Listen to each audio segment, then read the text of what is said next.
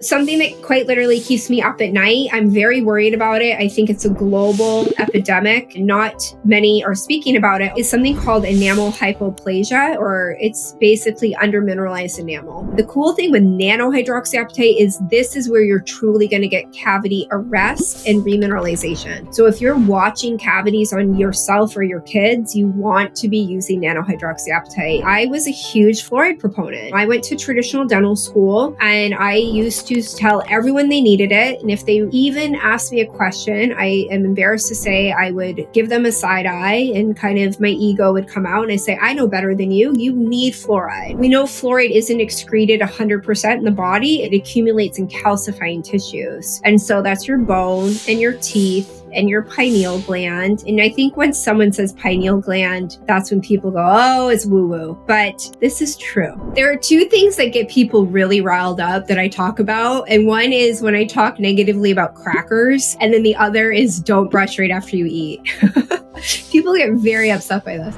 You're a huge fan of maintaining the oral microbiome. And you feel when this becomes disrupted, this is the root of us having oral disease. So first, let's talk about what a healthy oral microbiome looks like. Yes, the microbiome is the key to health. We know this now, whether it's the gut microbiome or the skin or the oral microbiome. And if a way to check in with your body is to just look at your gums. What is your gum health like? Do they bleed? Do you have bad breath? Do you have tonsil stones? Do you suffer from dental decay? No matter what you do you keep getting cavities every time you go into the dentist? Do you have dry mouth?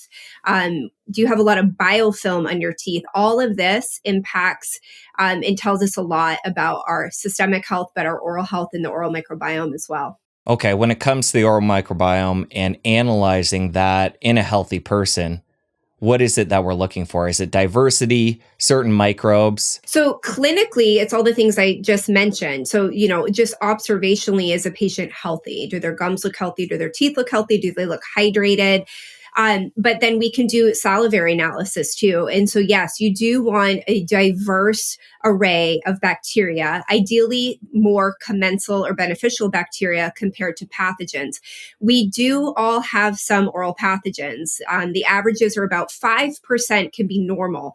And when they're in those lower ranges, they may actually serve a benefit. And we're still learning and unpacking more about how these microbes communicate to one another and what potential symbiotic relationships they have. But it's when those pathogens start creeping up and certainly getting into the 30%, 40%, 50% range in the mouth. And we know this again through salivary analysis or oral microbiome testing. That is when we can start seeing disease, and whether that's gum disease, periodontal disease, cavities, halitosis, as I mentioned. And this is why I love to test, don't guess. Dentistry, so typically it's just based on observation. You look at an x-ray, you have a cavity. I look in the mouth, I poke your gum, it bleeds, you have gum disease. But this actually gives metrics because we are all different bio-individuals. And depending on the types of bacteria, the ranges, the ratios, it really should be creating a different treatment plan for every patient, something bio-individually tailored. Okay, so it sounds like it, but just for clarity, you'd recommend everybody who wants to assess and then improve their oral health, have the testing done at the beginning. Even though there are the symptoms that you mentioned we can look at to get an idea what's happening with the microbiome, testing is still a good idea to start. Yes, I wish it was accessible to everyone, including gut mapping. I think this is a great tool and information to have annually, because we just don't know what's happening in our bodies unless we test. Interestingly, you can find dysbiotic mouth or imbalanced mouth and seem to be asymptomatic. I personally had that experience. So I tested my saliva and I had a pretty high amount of F-nucleatum. This also happened to my mother-in-law. And what does F-nucleatum potentially lead to? Colon cancer, pancreatic cancer, autoimmune diseases. And so that is something, had I not tested, I would have had no idea, because generally I have a very healthy mouth as far as I know. So I was able to create kind of a tailored treatment plan to help modulate that. And I retested and now it's in a much better range. So I do encourage you, especially if you're trying to optimize your health, to not ignore your oral microbiome. So many people gut test and gut map, looking for parasites and H. pylori and just imbalances in the gut. But we also really should be looking at our oral microbiome, because if you're working on healing your gut and improving your gut health, if you're not addressing the mouth, you will be very unlikely to get truly healthy, because we do swallow 2,000 times a day approximately. And so that bacteria is going down into the gut. I want people to start thinking the mouth is the gut. We need to start thinking that. That's our new mantra. The mouth is the gut. It's the beginning of the digestive tract. And so we really need to be testing both. And they both do have different microbes and tendencies. So we do need separate tests. So when it comes to testing, what type of test do we want to get, and what brands are doing those? The most common, first of all, this is blowing up, right? Everyone's talking about the oral microbiome. At least in my world, I'm going to more and more conferences, especially functional medicine conferences, not so much the dentists. It's like the doctors get it first, the physicians get it first, and the naturopaths. The most common test tends to be oral DNA. So they tend to target the top 12 or so pathogens. They're usually periodontal pathogens, and they're very important. Because these are the ones that tend to lead to cancers or Alzheimer's and dementia, heart disease, autoimmune disease, fertility issues. So it is very important to look at the top culprits, and then they will give you a very specific treatment plan. Sometimes it involves antibiotics or antimicrobials. But the test that I like generally is called Bristle. It's uses shotgun metagenomics, and it's really looking for all of the microbes, the good, the bad, the ugly, if you will. And so it's the entire range of our microbiota, including it will do some gut health markers too. So I think it's very comprehensive. It's also very user friendly, because the oral DNA, you really need to go to a dentist to do that test. Bristle is at home, so it's mailed to you. It's a simple spit test. You mail it back.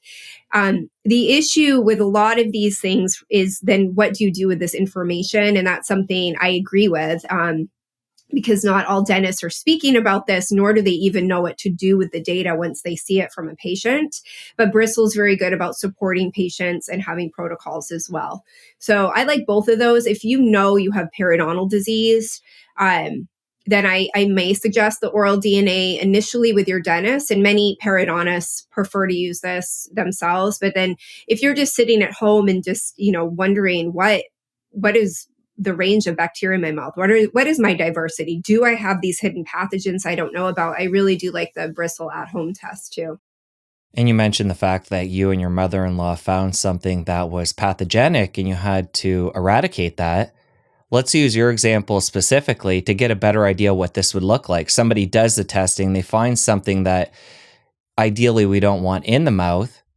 What did you do? What was the next step? And then we'll get into some more general practices to maintain oral health. So with my mother-in-law, we actually put her on a regimen of antibiotics because hers was very high. And so it's generally like an amoxicillin protocol, and it just depends on what the provider's preference is. For me, I focus more on herbal medicine. So I do some oregano. I did more baking soda rinses. I started water picking more, and I did a very low dose of hydrogen peroxide. And I use grapeseed extract too. And so I wanted to try more kind of mild, moderate, natural remedies, if you will, with mine, because it was just barely imbalanced, and that was enough to kick it out of the dysbiotic realm after I retested. So, I don't love essential oils, and I don't love a lot of strong herbals long-term and daily. But when we are dealing with an acute issue, I think for using them to kind of get us back into regulation and balance, it's really important. And so grapeseed extract's a great one. baking soda, sometimes we need antibiotics. Some people are using oregano, as I mentioned. Ozone too can be used.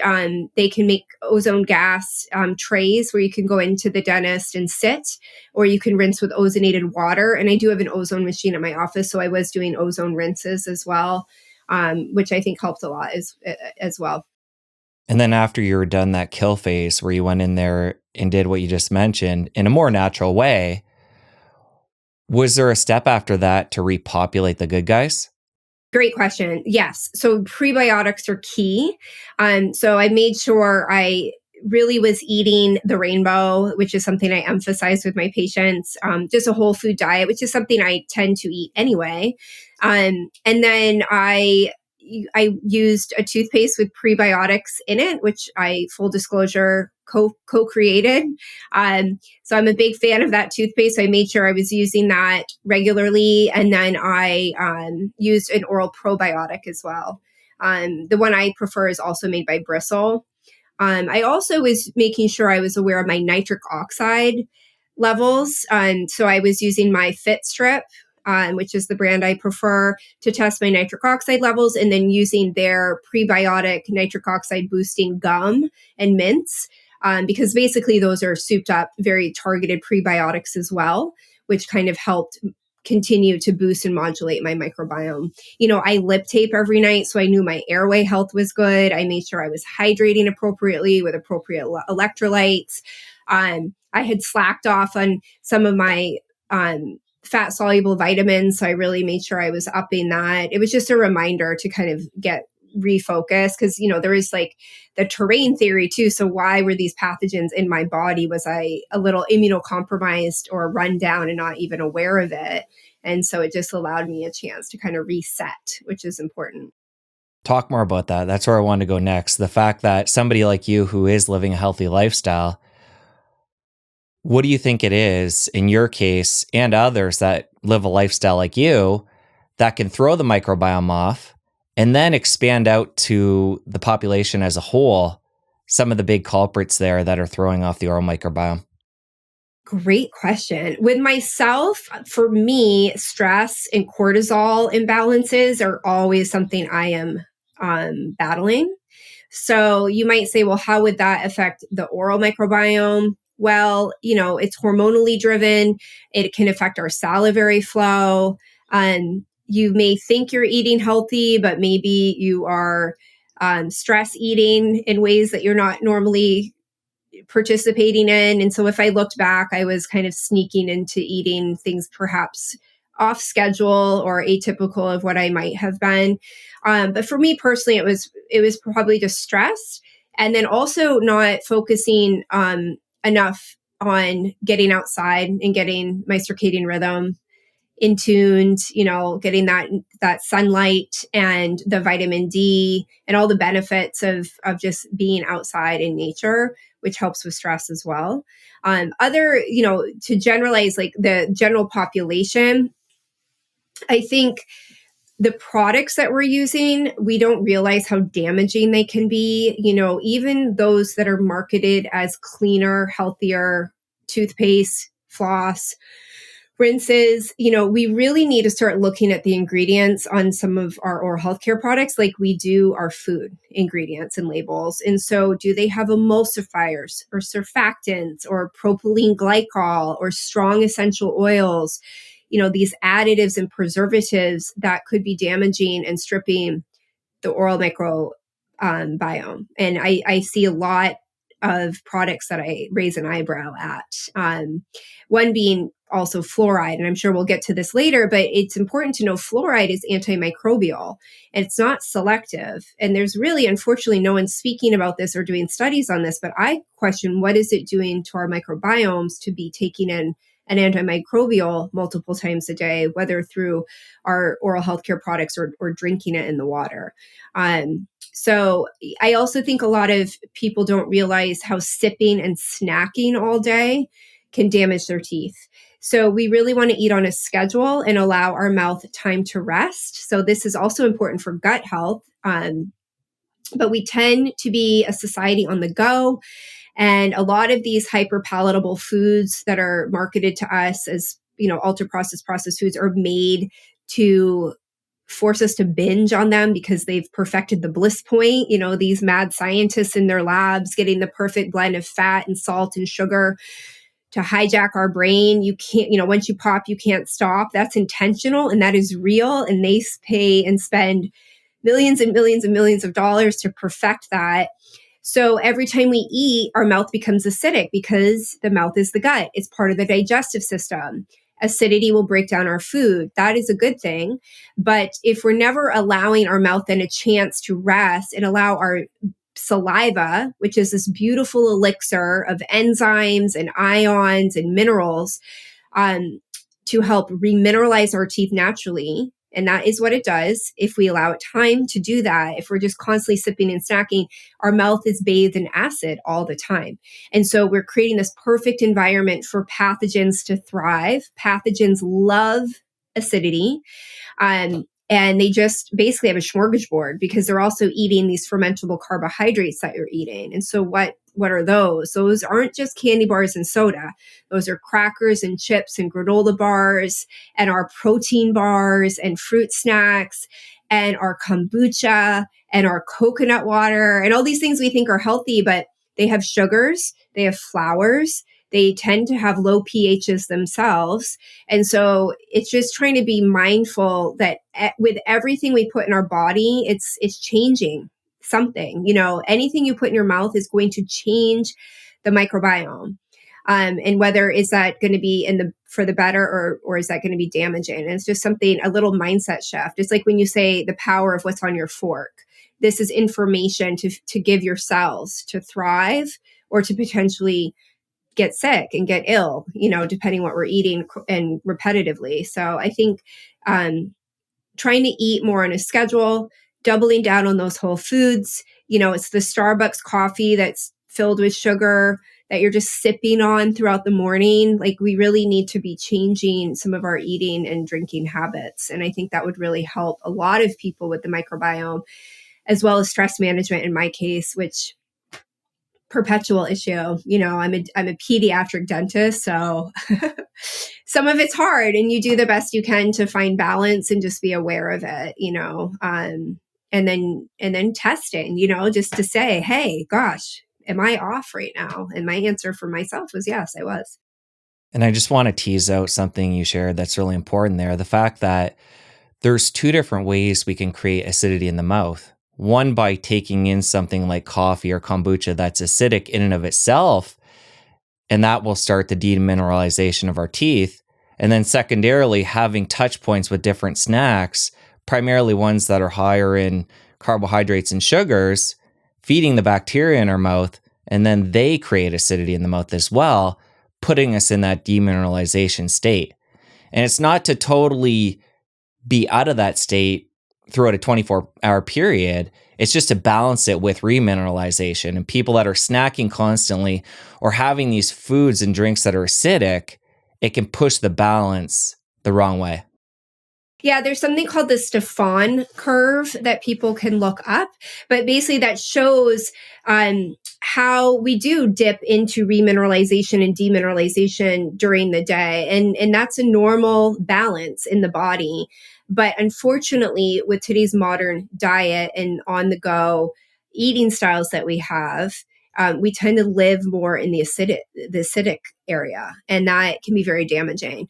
And so much of this is bio-individual. Like some people can get away with this more than others. And so what is that? Well, you might have a more diverse, beneficial microbial population to begin with. You might not be a mouth breather. Maybe your salivary health is really optimized, like you're really hydrated and you really focus on your electrolytes. And, so there's different factors. And that's why, so many people I hear on social media, well, I do this and I'm fine. And, my son never did that and he never had a cavity. But then other people seem like they're doing everything correctly and they just can't, win a break. And so we're just all different. I think we need to be very respectful of that with each other. But I encourage everyone to look up the Stefan curve. And I wish dentists spoke more about this. We teach and show our patients visually what it looks like and how to try to eat on ideally like an every 2-hour schedule. And the other thing, and this is so beneficial, we're learning and hearing people speak about this, and the muscle centric movement and the longevity movement, is the importance of protein. And so really focusing that first meal of the day to be very high and rich in quality protein and fats, so that we stay satiated, so we don't create this roller coaster of bad snacking habits and blood sugar dysregulation, but also this acidity in the mouth, because we're just snacking and sipping and craving and eating sugar and flour all day, because we started off the day maybe with the wrong food choices.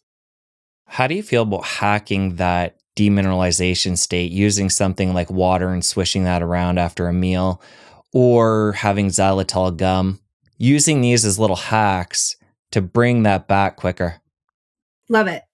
I love it, especially if you can add a little baking soda or even some really high quality sea salt or mineral rich salt, little sprinkle into your water and swishing.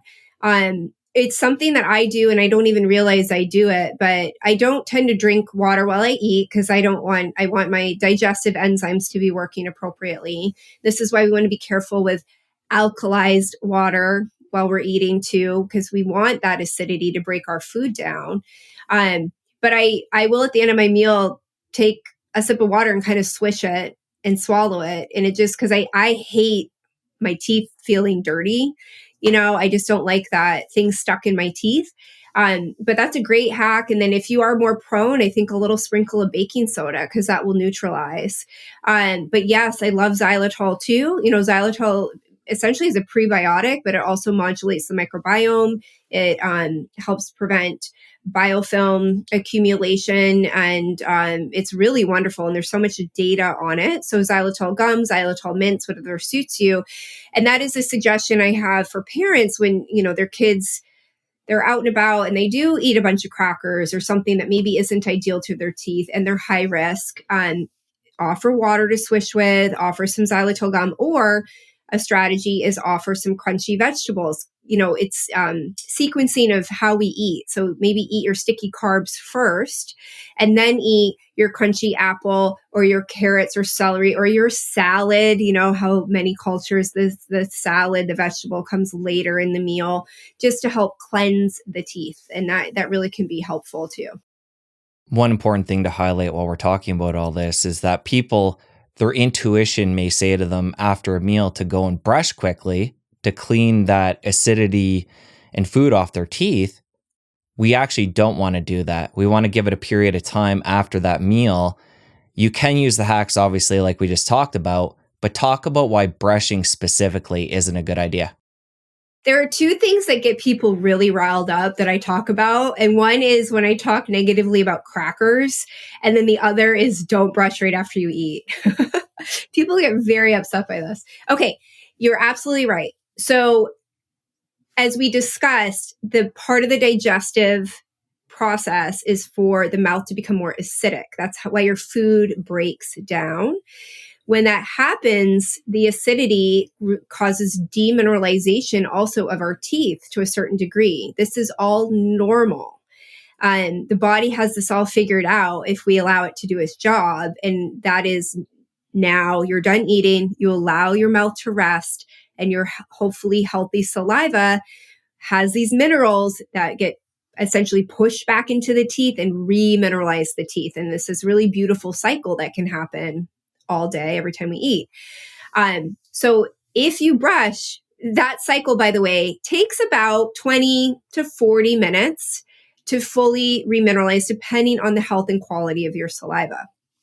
And it can continues to remineralize up to 2 hours, which is why I say try to eat every 2 hours. So if you're brushing immediately after you eat, within minutes, your enamel is slightly demineralized from that acidity, from those digestive enzymes breaking down your food. So you're brushing this now weakened, delicate enamel, and those bristles of your toothbrush could be brushing away enamel and damaging your teeth. And you may not notice anything right away. This can be, year after year, decade after decade. All of a sudden, you have erosion on your teeth, or, you have really sensitive teeth, or the dentin, the next layer down is exposed. And then dentist says, you're brushing too hard. Or, what are you doing? Are you sucking on lemons? And you're like, no, I don't do any of that. It could be maybe you've been brushing all these years right after you eat and you're wearing your enamel away. And unfortunately, we can't grow enamel back. So I like to brush before breakfast. I mean, I don't eat carbohydrates in the morning. I'm very protein focused in the morning. So I eat eggs or sausage or leftover chicken or steak or something like that in the morning. Those foods really won't cause cavities, So I brush before, and then if my mouth still feels gross, I'll brush once I get to work or something like that, but I do make sure I intentionally wait.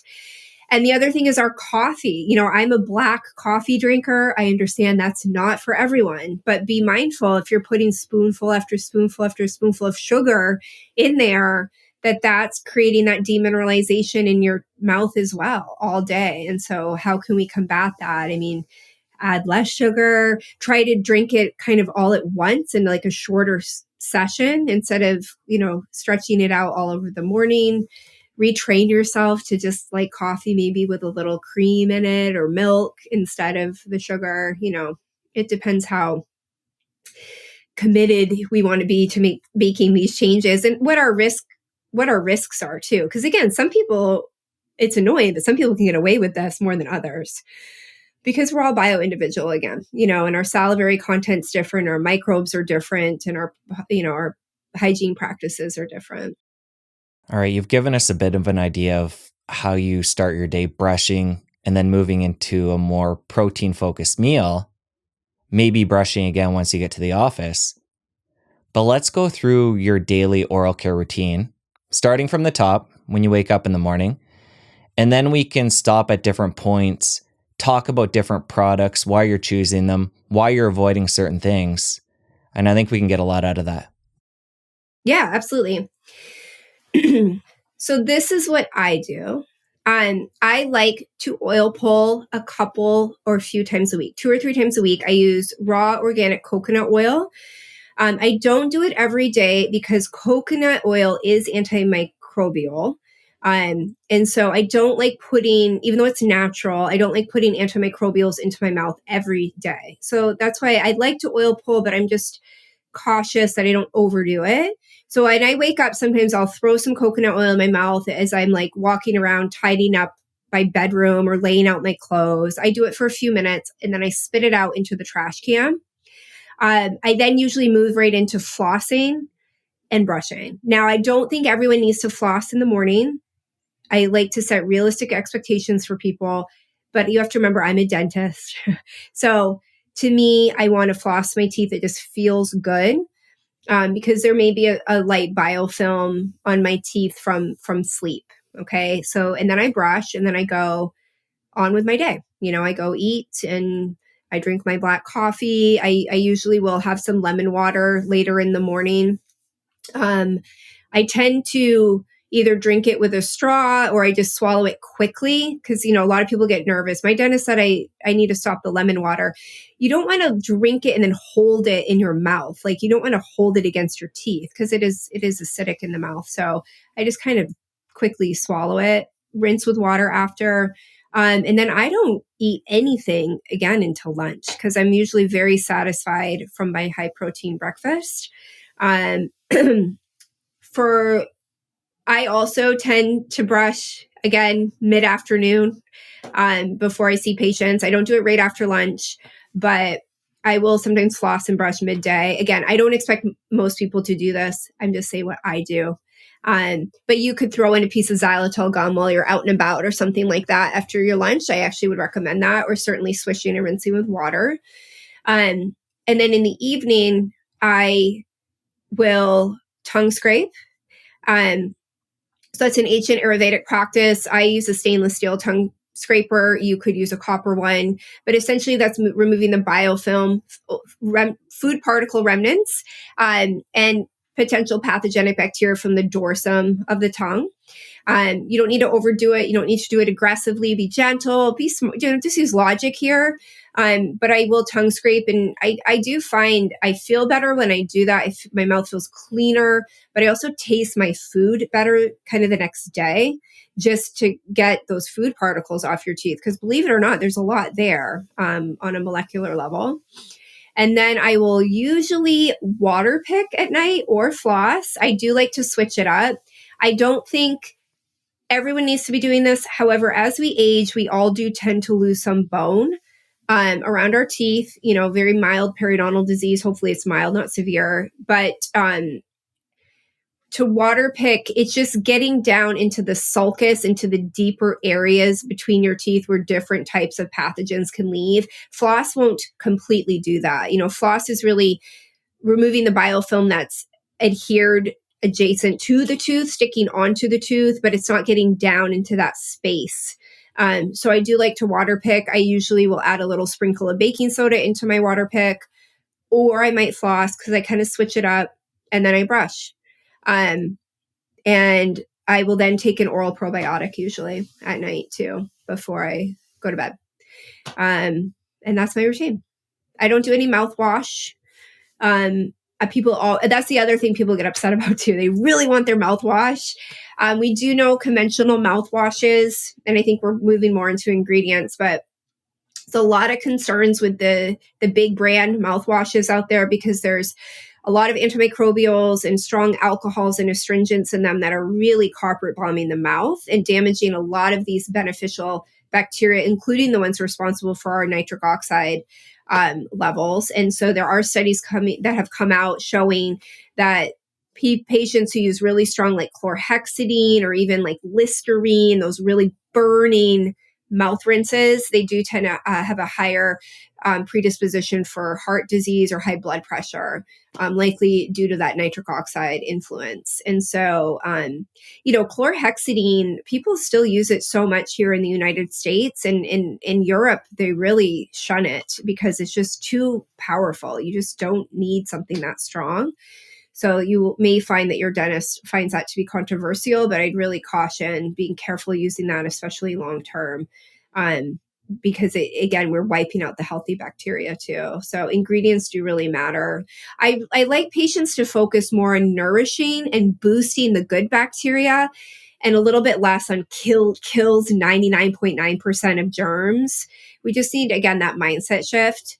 Unless, of course, you do tests and you have some of these very, very virulent, nasty bacteria, as I did, F. nucleatum. And then you might want to bring out the big guns for a short period of time just to get your body back into balance again. And you can think of that almost like sometimes we do need antibiotics, for various issues in the body. We're very happy to have them if needed. I think they are very much overprescribed, but we're happy to have them if we need them. And then we work on rebuilding the healthy bacteria after we run a course of something like that.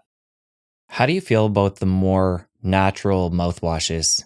As you talk about brands like Listerine, there is that in-between brand that's at least assumed isn't as chemical laden and potent.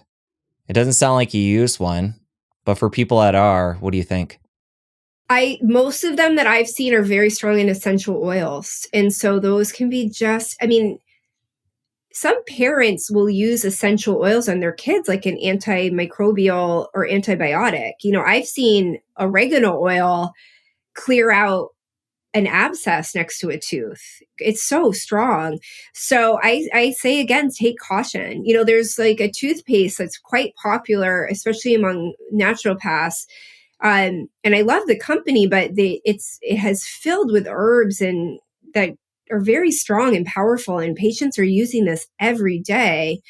And I caution against that, these strong essential oils and herbs, because the power of plants, they can be as powerful as some of our pharmaceuticals, So I don't really think people need to be rinsing. If you really, really want to rinse, I would say use water and baking soda and salt, and you'll save money, right? Or try to pick up coconut oil and just do it a few times a week. Now, unfortunately, some people will say, well, my mouth doesn't feel clean. I need that burn, that minty burn.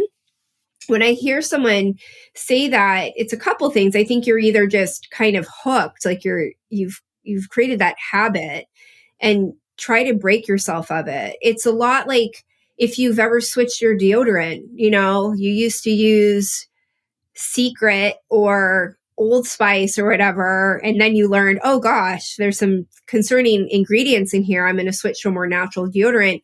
There was a transition period, maybe you smelled yourself a lot and you just felt like you had to, your skin microbiome had to readjust. And it's the same with washing our hair. We're learning we're overwashing our hair. And a lot of our shampoos and things are stripping all these like really healthy oils in the skin microbiome. And so we're now being educated to wash our hair less and use agents that don't foam in our hair. It's the same with the mouth. So just give it time to relearn what a healthy, balanced microbiome can be. That doesn't mean your teeth are always squeaky clean. You actually want a thin biofilm on your teeth because it can be protective. Like there are good bacteria that can create a biofilm. That's how they're exchanging minerals and communicating the saliva with the teeth, and they have immune cell function. I mean, so that whole like carpet bomb, 99.9% of germs killed, I think we know better now. It's just like how we over disinfect, we over bleach, we over hand sanitize, and now our kids have asthma and eczema and allergies. Like we really need to understand that microbes can be good. So I would say, yeah, so it's either that, it's either a habit mindset shift, or if you really feel like you have terrible breath, there's something else going on. You either have uncontrolled periodontal disease or gum disease. Maybe you have tonsil stones. Sometimes it's like a sinus infection. Chronic sinus infection can lead to mouth odor too. So the mouthwash is just masking the issue. Like, we shouldn't have this really potent, damaging breath to the public, if you will. And so if you have that, we need to dig deeper. The strong Listerine's only masking that. It's not really correcting the issue. You've used the term biofilm a number of times. Talk about specifically what you mean by that. Yeah, so biofilm is kind of the layer of bacteria. They congregate and they create it's plaque, essentially. You feel like the fuzzy plaque on your teeth. We talk about there's all different biofilms in the body. There's the sinus biofilm and there's, the gut biofilm. The neat thing in our mouth is we can see in the mouth. And so that thin layer, that plaque, that stuff that dentists and hygienists are so fixated on getting off your teeth, that is called the biofilm. And it's not always bad. And now there's a movement towards different types of cleanings in the office. One is called a guided biofilm management. So we're not just going in and just completely stripping and cleaning and scraping every surface and nook and cranny of your teeth. We're really looking for targeted areas. They use a specific type of stain or dye. It's erythritol based, to focus on areas where you're building up more pathogenic bacteria and just cleaning those, usually with like a water spray or an air spray or something much more gentle. And then they're re-inoculating the mouth with healthy bacteria too through various products. So that's the biofilm. And what I think what's really neat about our mouth is that it's a snapshot into the health of our body. We can see in the mouth. And if a patient has inflammation, gum disease, it's not just staying in the mouth. It's very likely they have inflammation throughout the body. And how is that impacting their other organ systems and their immune health? And I think we're starting to see a shift that physicians and other providers are understanding that oral health is paramount for their patient's systemic health. And what a nice little way to look in your patient and just say, open up, look at their tongue, look at their teeth, ask about their dental history. Do their gums bleed? And if things are in disarray, very likely they have downstream effects too. And so we need to work on trying to cleaning that up collaboratively. Just for a little bit more clarification on that biofilm piece, is that the fuzziness you'd feel like with your tongue across your teeth, or is it more the hard plaque that would be laid down over a longer period of time, or both? It can be both. Yeah. So the soft plaque, There's soft plaque or soft biofilm, if you will, and then there's calculus or tartar, and that's the more calcified. Usually it's been there for a long time. That can be a sign, actually. Everyone thinks that's a hygiene issue. It's not always. It's a sign that there's too much calcium in the saliva potentially. So that could be a sign of K2 deficiency, because K2 tells calcium where to go in our bodies. It's showing us that your salivary health may be a little imbalanced. Like maybe you do have a little too much calcium. And it's not always a bad thing per se. Like it can be protective of the teeth, but when it sits next to the gums, that it can cause gum inflammation and bone loss too. So you do generally want to clean that off. And that's something that you really have a hard time cleaning off at home. That's where you'll feel the hygienist kind of scraping away to get that calcified tartar or calculus off your teeth. Talk more about that process of doing a more gentle cleaning, because that's new to me. And I wanted to get into the fact that it does feel so abrasive when we're getting our teeth cleaned, even by a natural dentist or hygienist, that scraping against the enamel, taking off the calculus. Basically, talk more about what you got into before, this gentle approach, and then how you feel about scraping against the teeth in a general sense. Yeah, I think cleanings are very important. I do feel we treat everyone the same. The way we approach cleaning, I mean, all of dentistry, I think we just treat everyone the same. And that's just not the case. Everyone is different.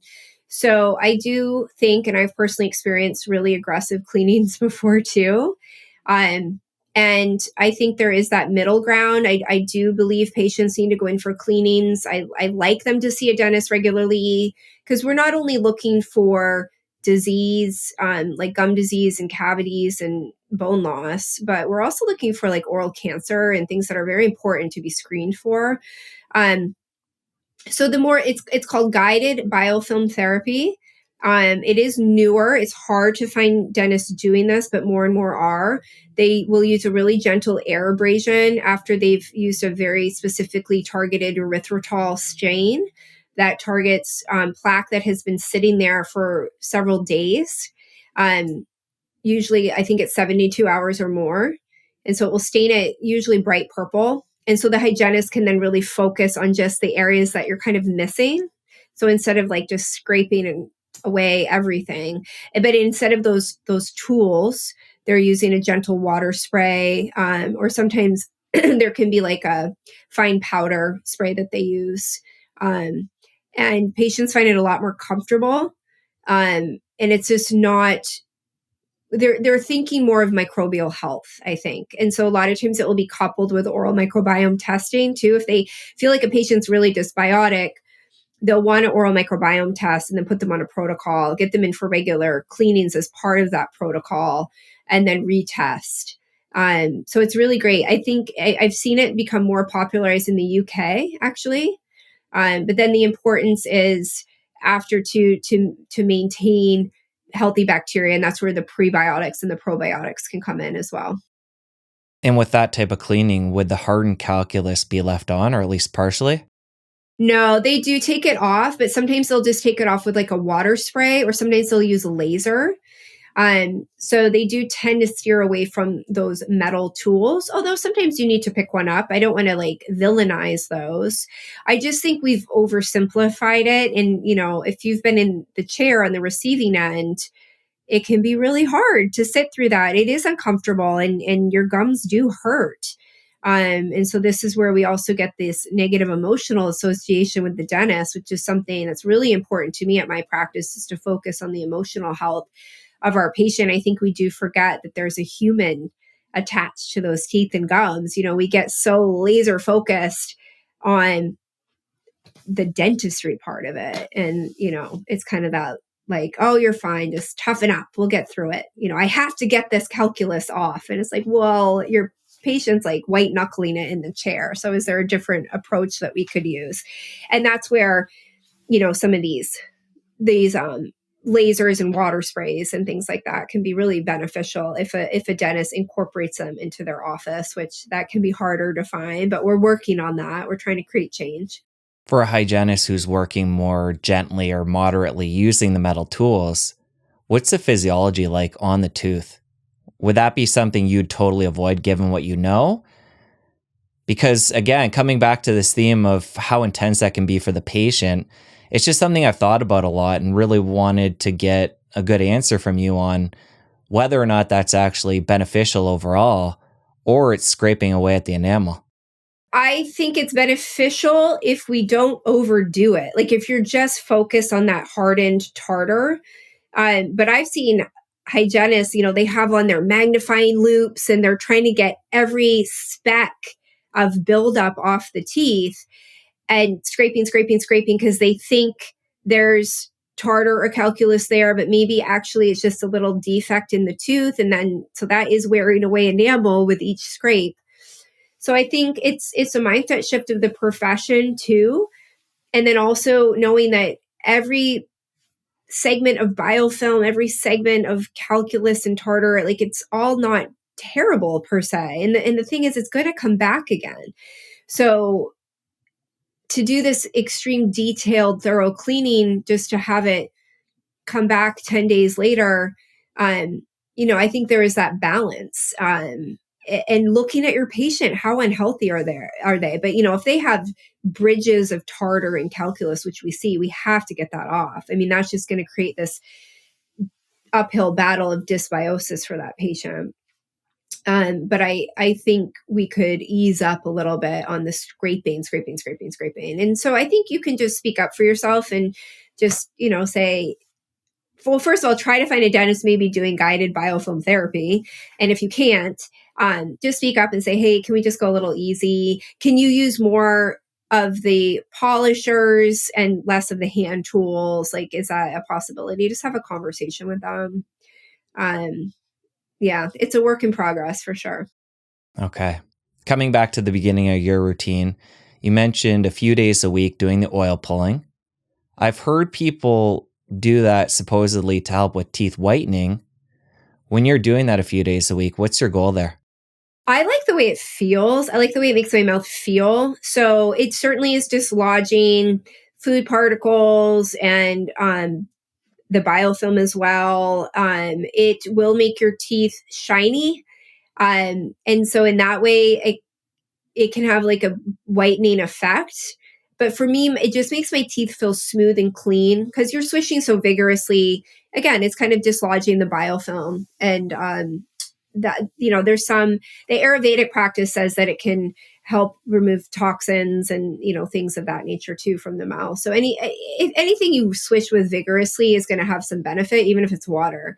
But the oil, I just like the way it makes my mouth feel. And it's one of those things that it's hard to understand until you do it, I think. But once patients do it, usually most report really enjoying it. All right. And then we move into flossing. Let's talk about what to look for in a good floss and what we want to avoid. Yeah, unfortunately, the floss industry is pretty toxic. Even some of the cleaner flosses, I know this because I've created a floss myself. It hasn't launched. I have the IP for it, but I know a lot about floss that I never thought I would. But it's a lot of floss is petroleum based, lots of PFAS, microplastics. They're coated with artificial flavorings and fluoride and things of this nature too. And so, especially with our concerns with microplastic and forever chemicals, we need to be mindful of this. And again, even some of the cleaner flosses, the way they market, there's a lot of greenwashing out there. And so a lot of the woven flosses, which I love the way it cleans and feels, but they tend to not be as clean as you think because something has to be creating that stretchiness. It's usually some sort of petroleum-based polyester or something. And it will say PFAS free, but there's something else in that. It's just like when you say BPA free, but BPA is just one type of plasticizer, right? So my favorite floss that I find to be the cleanest and the best for the environment is silk or bamboo. And so you can just get spools of that. There's no particular brand I like. I would just say find one that doesn't have a lot of coatings or flavorings. And then, with kids, it's really hard because the floss sticks really are the easiest. And this is what I created was a floss stick that's completely compostable that has, it uses silk. and we could do bamboo too, but they're just not out to market yet. I'm still working on that. So they do make restringable. They're usually plastic or metal flossers that you like with tines that you can kind of restring. I find that hard because it's like one more step for families to do, and they're already maybe not the most stellar flossers. If you're really concerned, you could start water picking, and because that's just a blast of water between your teeth, and that can be very beneficial. And the studies actually show it's quite comparable to regular flossing. But I would say for your typical string floss, I would really look for silk or bamboo. Because it's just the cleanest and also the best for our environment, because most floss, it won't biodegrade. So it's just sticking around in landfills. Your colleague and business partner, Dr. Berhenna, is a big fan of the slate flosser. Have you heard of this or tried it? Yes. Oh, no, I love it too. The slate flosser is great. Yes. Yeah, everyone should check it out. So just like we like electric toothbrushes, we love electric flossers. And I was a little hesitant at first because I'm not a super gadget person, or at least I don't think I am. But then I started using it, and it really does get a lot out of there. So everyone check that out, especially if you find it's just hard to get yourself to floss. It takes a lot of the work out of it, and it makes it fun. And especially with kids, like kids really like slate flosser too. Anything that makes oral hygiene a little more exciting, I'm all for, because I get it. It's, I can say that this is what we need to be doing. And at the end of the night, when you're exhausted and you've had a hard day, it's really hard to spend those few minutes in the bathroom taking care of your teeth. I fully understand that. So anything that can spice it up a little bit. Some strategies I have too to get oral hygiene done is try it in the shower. Like get a suction mirror, stick it in there, leave everything in the shower. And so you can use your slate flosser or your floss, your water pick. They make cordless water picks that I love to bring in the bath or the shower, especially with kids, because they'll use it like a water gun. So do it in the bathtub. And those water picks can be really beneficial to patients with sensory issues too. They don't love the feeling of floss or their hands in their mouth, but they tend to do okay with water picks. But yeah, leave your toothbrush, everything in the shower. Just streamline everything. It doesn't have to be standing in front of the bathroom mirror like we think it has to be. With my kids, when they were really young, I did a lot of oral hygiene routine on their changing table. And I did a lot in the bedroom while we were reading books together. We never have used fluoride toothpaste, so I never was worried about them spitting per se. So we would just do a lot of it. Whatever works is what I say is what I want you to do. And that also might mean I just can't get my routine done in the morning, but I'm pretty good at night. That's okay. Like I will accept that. Or maybe it's the opposite. Like nights are too hard, I'm exhausted. Then really just try to focus on a great morning routine or a midday routine. Like I really want it to be achievable, and we need to be adaptable for patient circumstances, knowing that everybody kind of has a different life out there. But at least once a day, I'd love people to try to spend a few minutes on their teeth. What do you use for a toothbrush? Are you a fan of electric, manual? I use a Sonicare. I've used a Sonicare since I was 20. So it's been a lot, almost 3 decades. The data is pretty strong with Sonicare. Oral-B is another one. I personally find Oral-B to be too stimulating and too bumpy for me. You do you, everyone do you, but Sonicare is my favorite. I think the best brushing is manual. However, it would take an extreme amount of focus and discipline that I think most of us don't have, including myself. So it just takes away some of the work and the thought. And the data is pretty powerful of what it can do to remove that sticky, unideal biofilm from our teeth.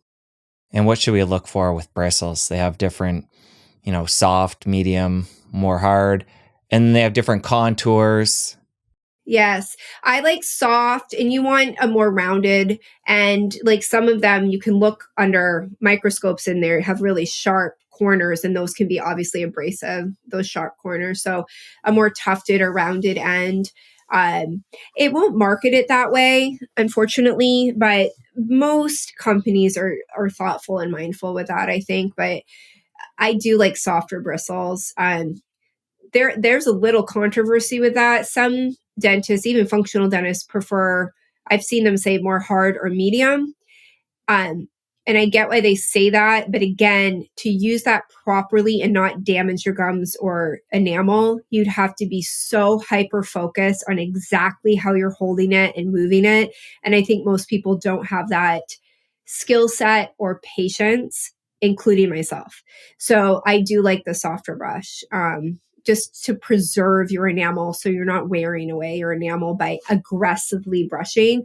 And that's the other thing. I think people think they really have to scrub so hard and put so much force and effort into it. I suggest patients think more like a paintbrush stroke. Like, how would you hold a paintbrush? That's how lightly you really want to be brushing your teeth.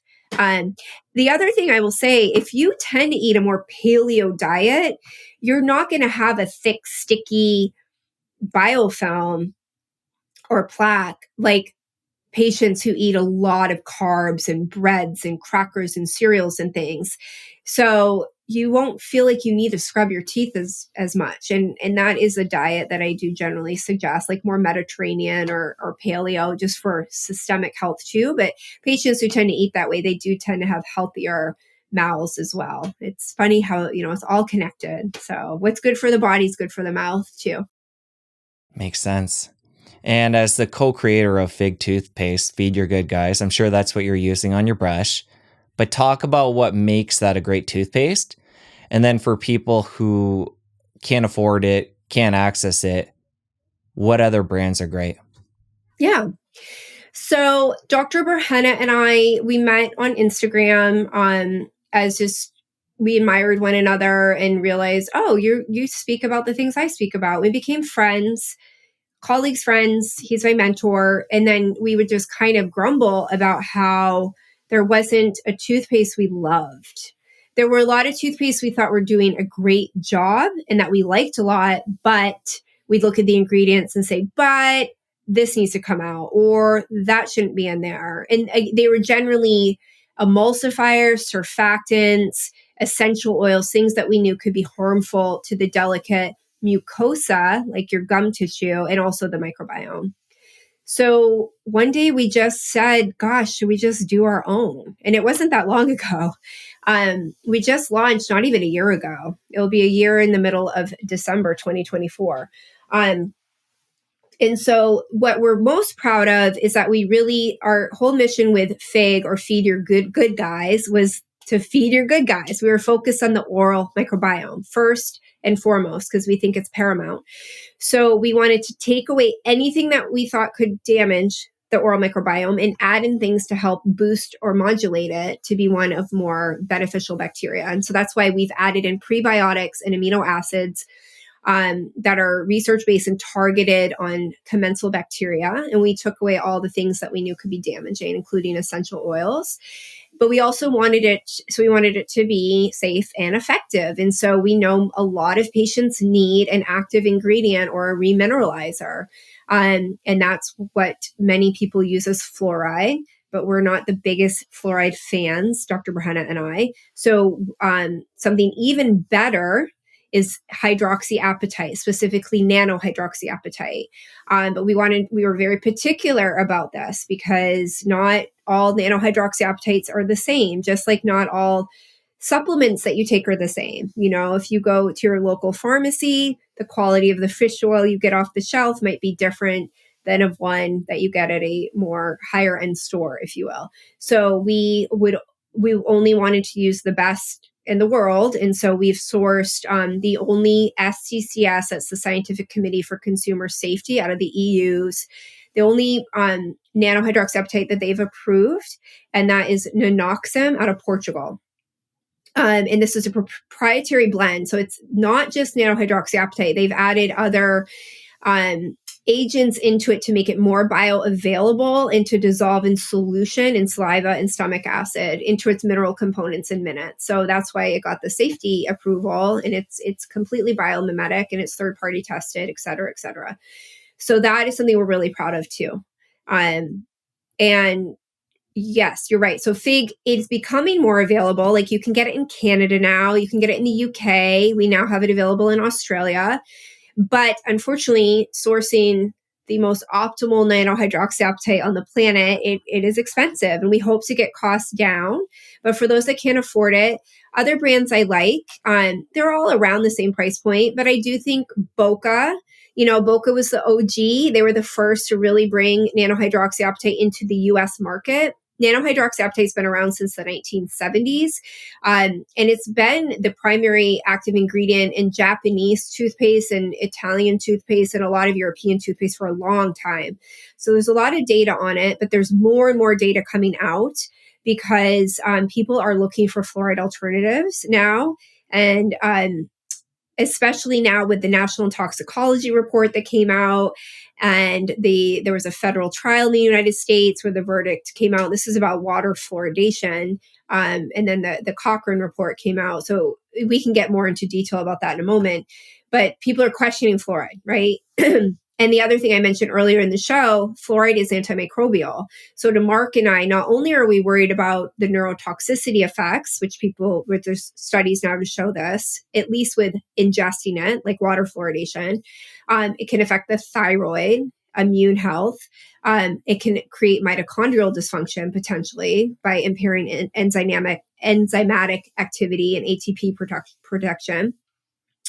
So those are all concerns. But for me, topically, it's a concern because it's antimicrobial.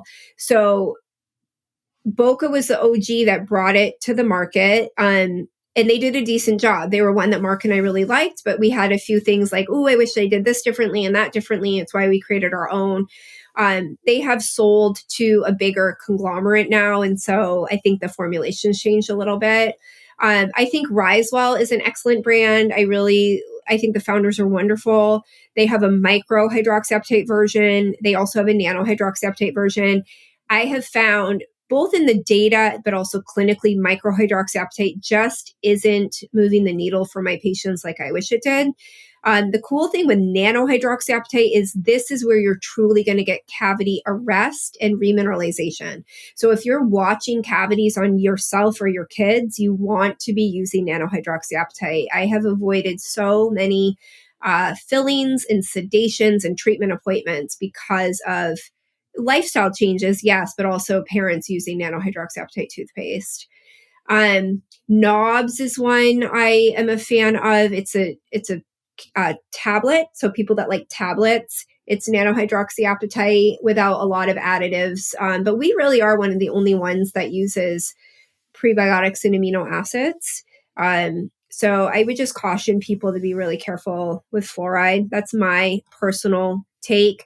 It depends on your risk. If you're a very, very high risk patient, potentially maybe you should use a fluoride toothpaste, although the studies now are showing nano hydroxyapatite outperforming fluoride toothpaste, especially if using nanoxam. And Mark and I are very excited to share some double-blinded comparative trials that are coming out soon, going up against fluoride toothpaste of various concentrations. And then we have a varnish too, and very pleased with the results when compared to fluoride varnish. And so those are actually going to be getting published soon and presented at some dental materials research symposiums soon. So I really believe nano-hydroxyapatite is sort of the wave of the future.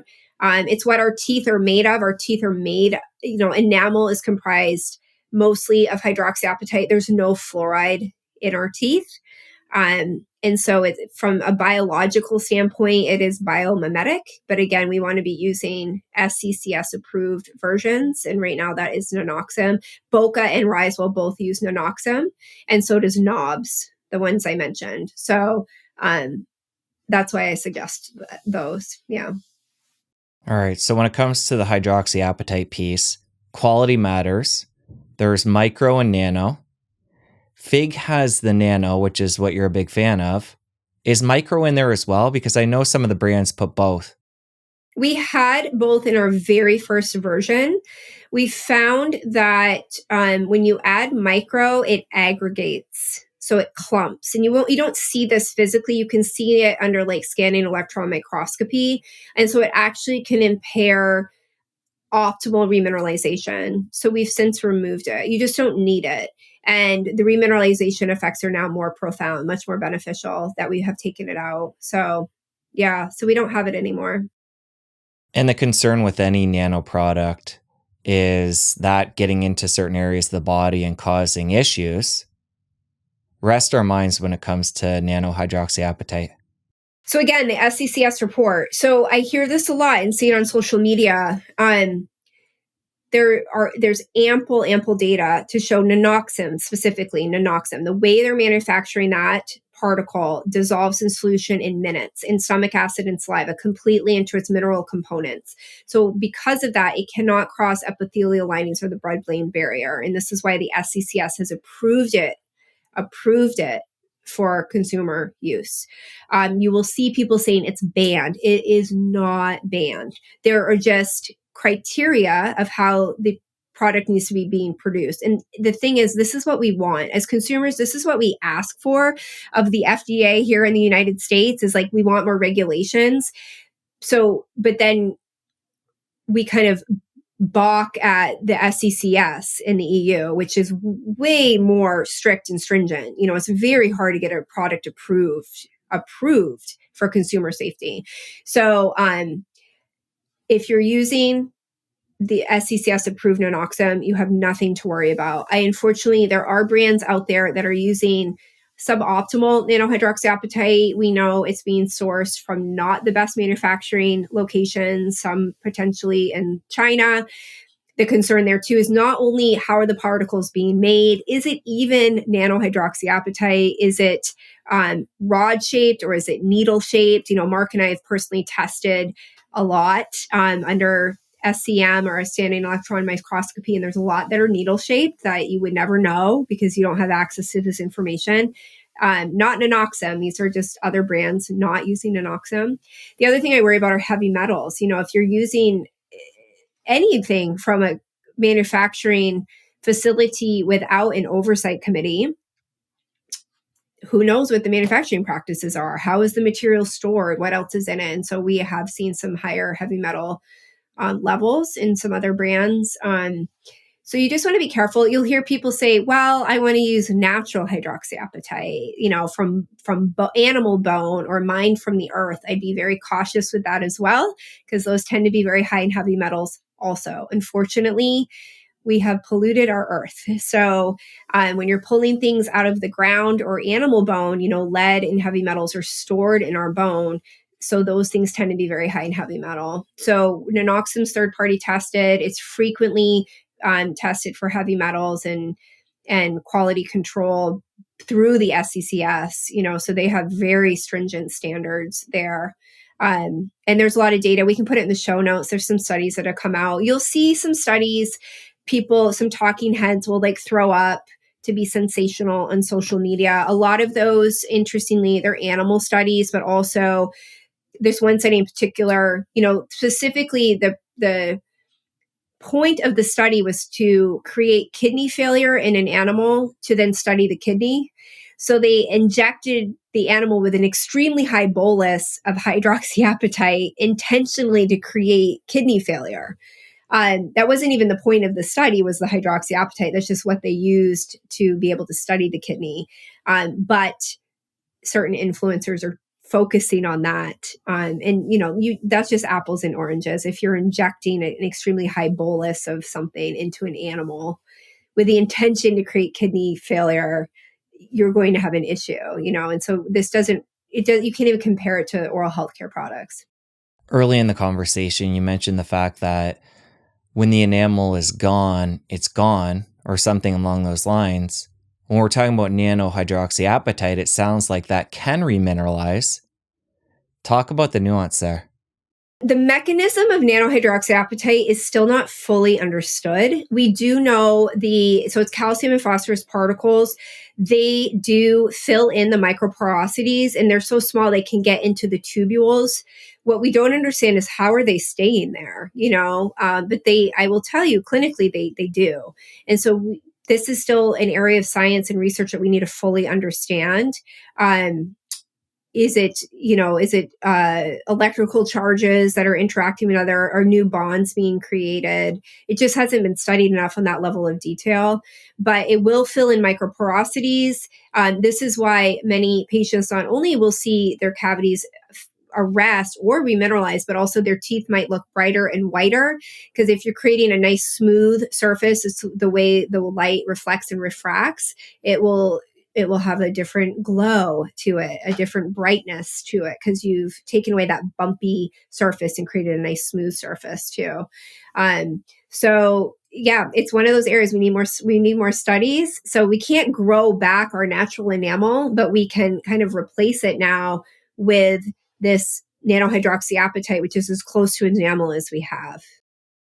And what's the furthest along the tooth decay spectrum you've seen somebody use a product like the nano-hydroxyapatite to remineralize and regain the integrity of that tooth?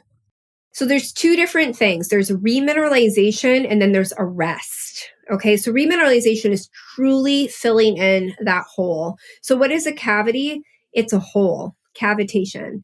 So you've lost so many minerals at some point that the tooth literally kind of like breaks in on itself or creates a small indentation or hole. And unfortunately, that really can't easily grow back together unless you create some support for it and make changes. And this is where lifestyle changes, hygiene practices, diet, and nano-hydroxyapatite can make a difference. So if you're trying to remineralize, I've seen it most successful if you catch the cavity still in the enamel. Okay, because this is the mineral dense layer of our teeth. So at that point, I have seen complete reversal. And I see it a lot in the pediatric population. It's a really cool thing to see. If the cavity now gets into the next layer of the tooth, which is the dentin, most dentists will say, nope, can't do anything, have to do a filling. I politely disagree. Now, there's a lot of factors that go into this. Like, is the patient going to make changes? Are they going to start flossing? Are they going to cut back on their goldfish cracker habit, et cetera, et cetera? But I've seen arrest of those cavities. So that means you'll still see it on an x-ray, maybe as a shadow, or you might even still see it in the mouth as an indentation, but it gets hard. It gets rock solid hard. And that means it's no longer progressing. It's kind of petered out, if you will. And so then you just need to decide, well, now is this hole, is it trapping food? Is it an aesthetic issue for me? Or is it fine if I just keep it clean? Will it stay arrested?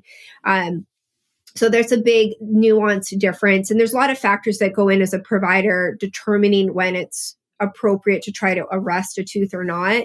I do this a lot in the pediatric population because these teeth are going to fall out. So, if I can avoid an invasive procedure on a child, especially a fearful child that might generally require anesthesia to get something done, if I can instead maybe arrest the cavity or at least delay its and slow down its progression until the tooth falls out, then that's a huge win. So yeah, I think we can't forget the power of arresting a filling. The way I like to describe this to patients, so when I take my little pokey tool, my Explorer, if I touch a healthy tooth, it feels like if you took a pin and touched it on a mirror. Okay, so it's hard. An active cavity is like if you took a pin and stuck it in a raisin or a date. Like it really does stick. It's sticky, it's soft. But if a tooth is arresting, not fully arrested, but arresting, it feels like if you took a pin and like touched it upon leather. So it's kind of tacky. You're not going to stick in it, but it's kind of tacky. When I see that, if I go from a pin stuck in a raisin, and then the next time I see the patient for a follow-up, that cavity now is like a pin touching leather, I know that tooth is in its process of healing. And then once I come back and if I touch it and now it's rock hard, that's arrested, that's healed.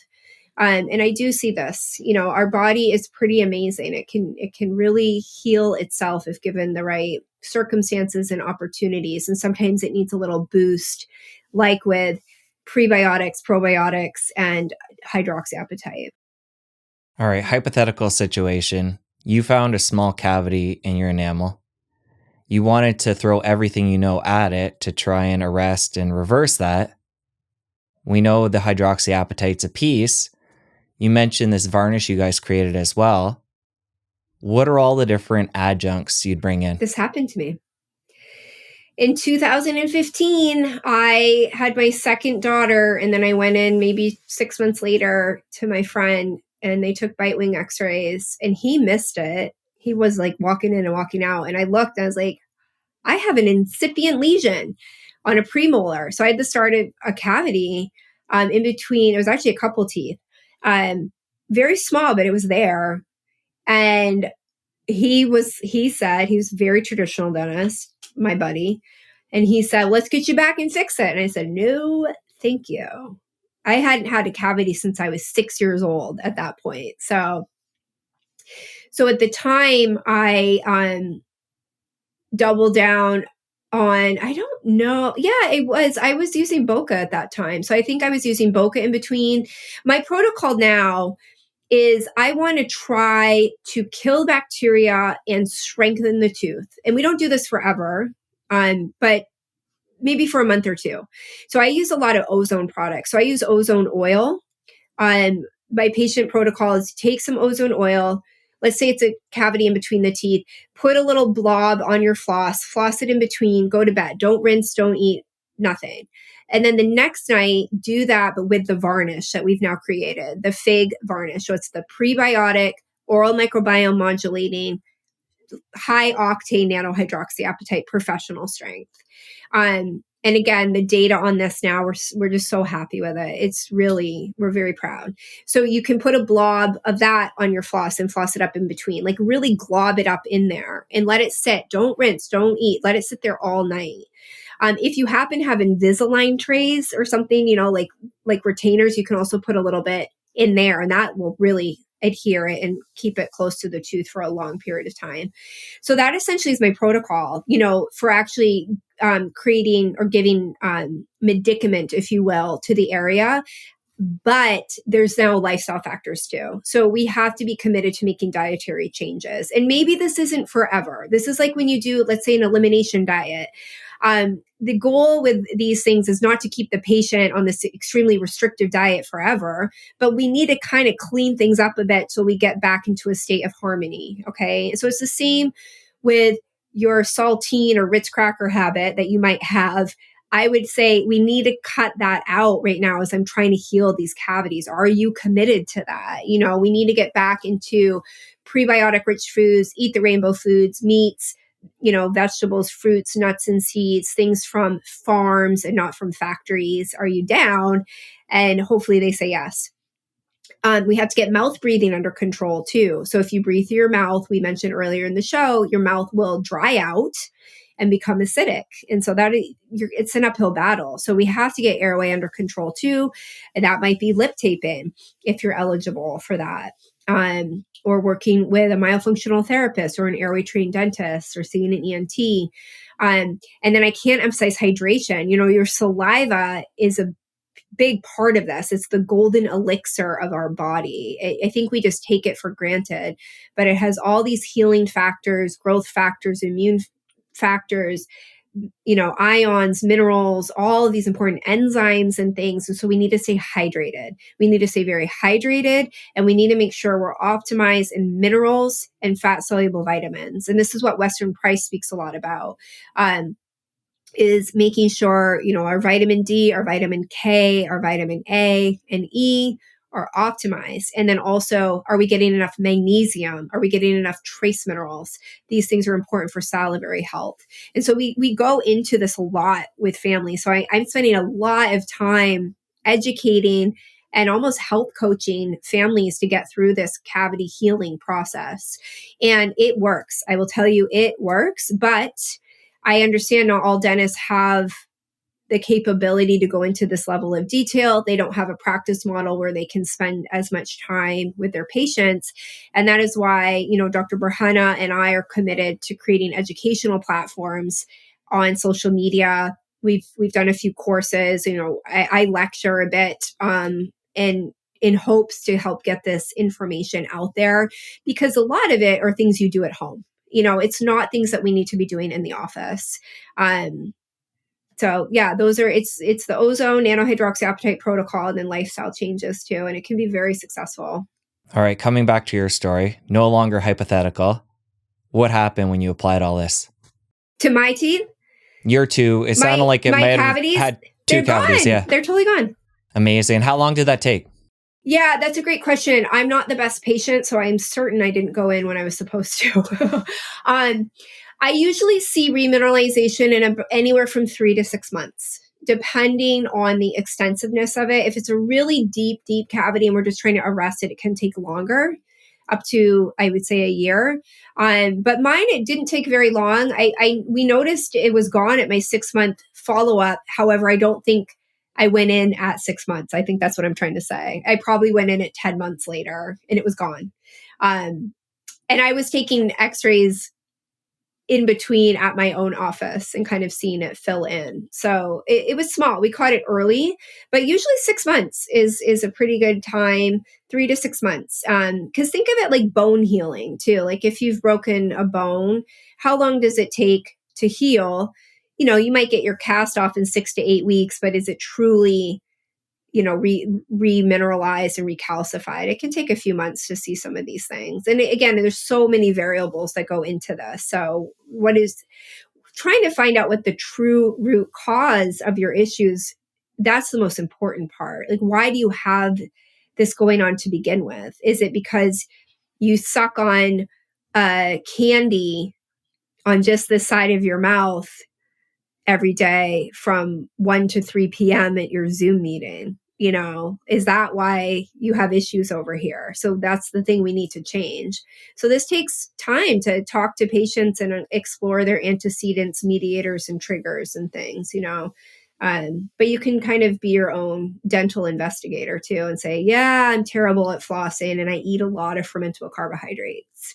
Yeah, I know I breathe through my mouth. Yeah, I never drink water. I'm probably dehydrated. And how different was your oral health routine back then versus now? And what do you think it was in your case that caused this? So what was I wasn't tongue scraping then. I don't think much, to be honest. I think it was my pregnancy. So people poo-poo this, that moms say, I got my first cavity after I had a baby, or my teeth shifted and moved, which that's a hormonal thing, or I have, you know, bleeding gums, that's hormonal. Our bodies take a toll. And so I do know I had my children pretty close together. I did not properly support myself with my first pregnancy or after. I was working a lot. I was very unhealthy at this time. Very inflamed. I had terrible gut dysbiosis. My hormones were all over the place. And so, you know, if we're not optimized with our minerals and vitamins ourselves as a mom, I really do believe that our babies will take every last bit from us, and then what we don't have will be depleted. And so I see a lot of women get cavities after they've had a baby. And so I believe that's what it was in my situation, certainly. You named a bunch of different vitamins, trace minerals. How do you look at somebody getting those within the diet and then supplementing on top of that? So to me, the most important is vitamin D. I wish we all knew our vitamin D levels annually. It's really, I don't know how it is in Canada, but it's really hard to get a doctor to run a vitamin D panel on you. You have to ask for it. It's not covered by insurance usually, which is just ridiculous.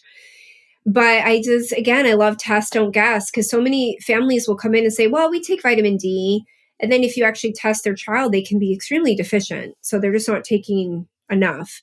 Now, perfect world, I wish we could get outside, optimize the sun, and get vitamin D from the sun, and maybe, you know, through the vitamin D2 conversion through diet. But I've just found so many patients can't achieve that. They just have too hard of a time optimizing. And this is why I like to test. And I've done pilots in my office where I'm vitamin D testing, like a blood spot test of children undergoing anesthesia.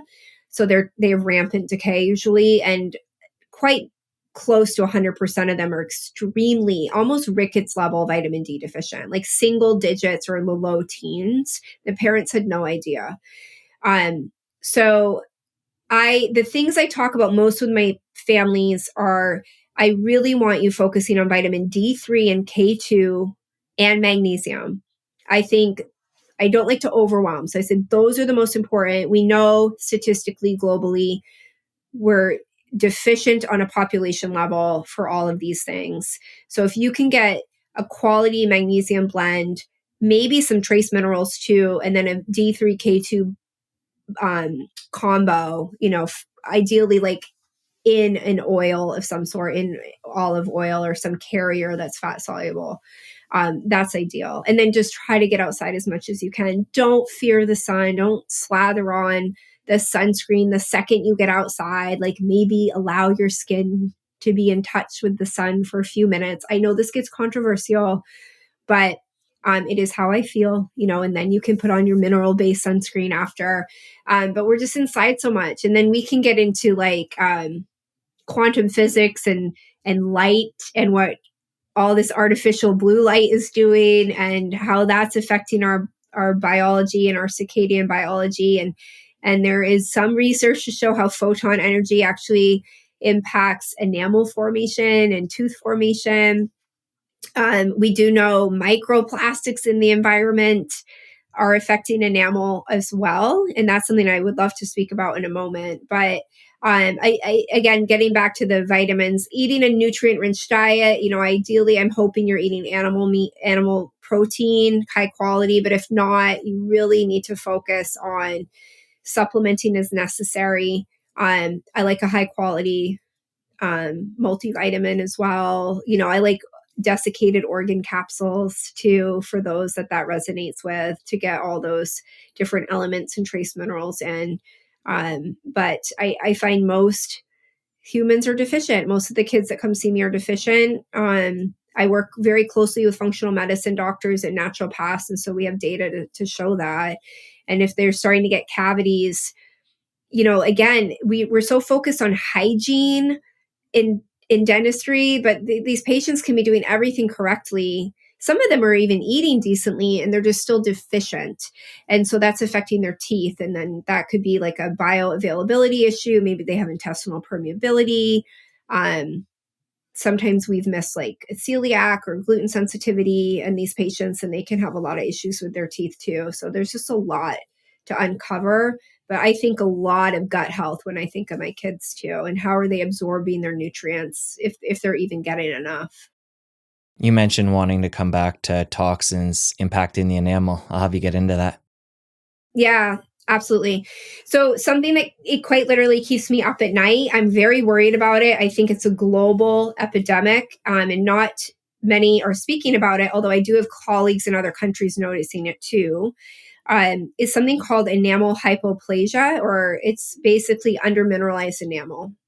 And so I'm seeing more and more children, their teeth erupt. They're already deficient. You can just tell by the way the enamel looks, the way the light shines off it. It will be mottled, chalky, breaking, crumbling. And I've seen a very significant uptick in this in my past 2 decades of practice. This is observational. There's some data to support it. Unfortunately, we don't have enough data. So why would that be? Well, chronic vitamin D deficiency on a global level, chronic mineral deficiency on a global level, but also there's studies now showing microplastics are affecting enamel formation. So microplastics are endocrine disruptors. Amelogenesis or enamel formation is a hormone-driven process. And so it very well could be that microplastics are contributing to this epidemic. I believe that it is. And it gets very overwhelming when I speak to parents about this, because what can we do? I mean, we can only minimize our exposure. It will never be zero. I saw Dr. Huberman's done a lot on this in the past few weeks, saying best ways to avoid microplastics: don't drink out of plastic bottles, don't touch receipts, because receipts are covered in like a BPA, believe it or not, and it's absorbed through your skin very easily. And don't store food or microwave food or heat up food in plastic. Like if you can just do those, it's a huge win.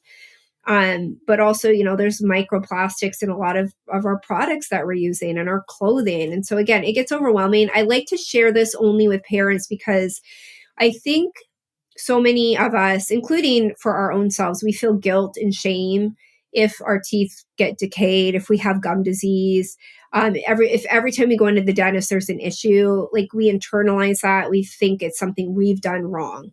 But I will tell you, I'm seeing this in my practice. It's bigger than us. This is a deficiency issue. This is a toxin in the environment issue.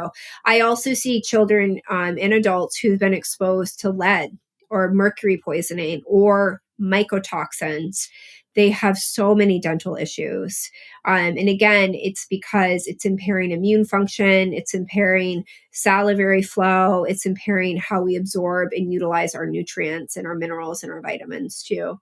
And those mycotoxins can be interacting negatively with our commensal bacteria also.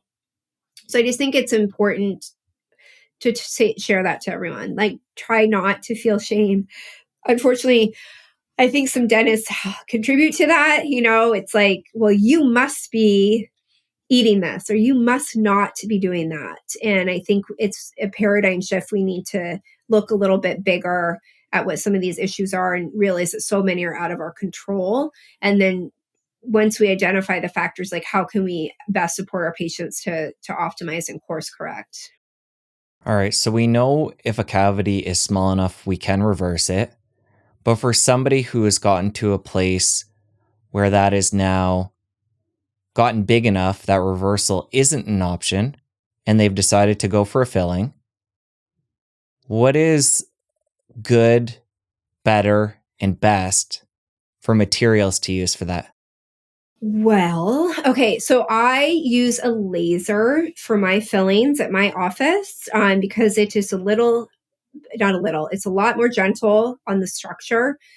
So if you can find a dentist doing laser fillings, I would suggest that as opposed to a drill. But again, you may not have access to that. From a filling standpoint, I would absolutely refuse any mercury or silver fillings. Those actually have been banned in the EU. I believe they have until January 1st of this year, so it's very soon. Of course, we haven't done that yet here in the US, although the CDC has come out saying to be very cautious with mercury in children and people who are pregnant and people who are sensitive to mercury, which I believe, last I checked, everyone is sensitive to mercury. So I think that's just a way they were protecting themselves. But I will see, maybe that will get banned. But if you need a new filling, I would not put the silver in there. If you have an existing filling, don't panic. Work with a biological dentist to see what your options are about maybe having them removed or replaced when necessary. I use ceramic-based materials for my fillings and my sealants. So they're the cleanest on the market. And so they're plastic free. I think the next best bet, if you can't access someone using ceramic-based filling materials, would be just making sure they are BPA and BizGMA free. And there's some that they're still plastic focused, but they do have kind of the bigger culprits taken out, if you will. But, there's still going to be some plasticizers in there.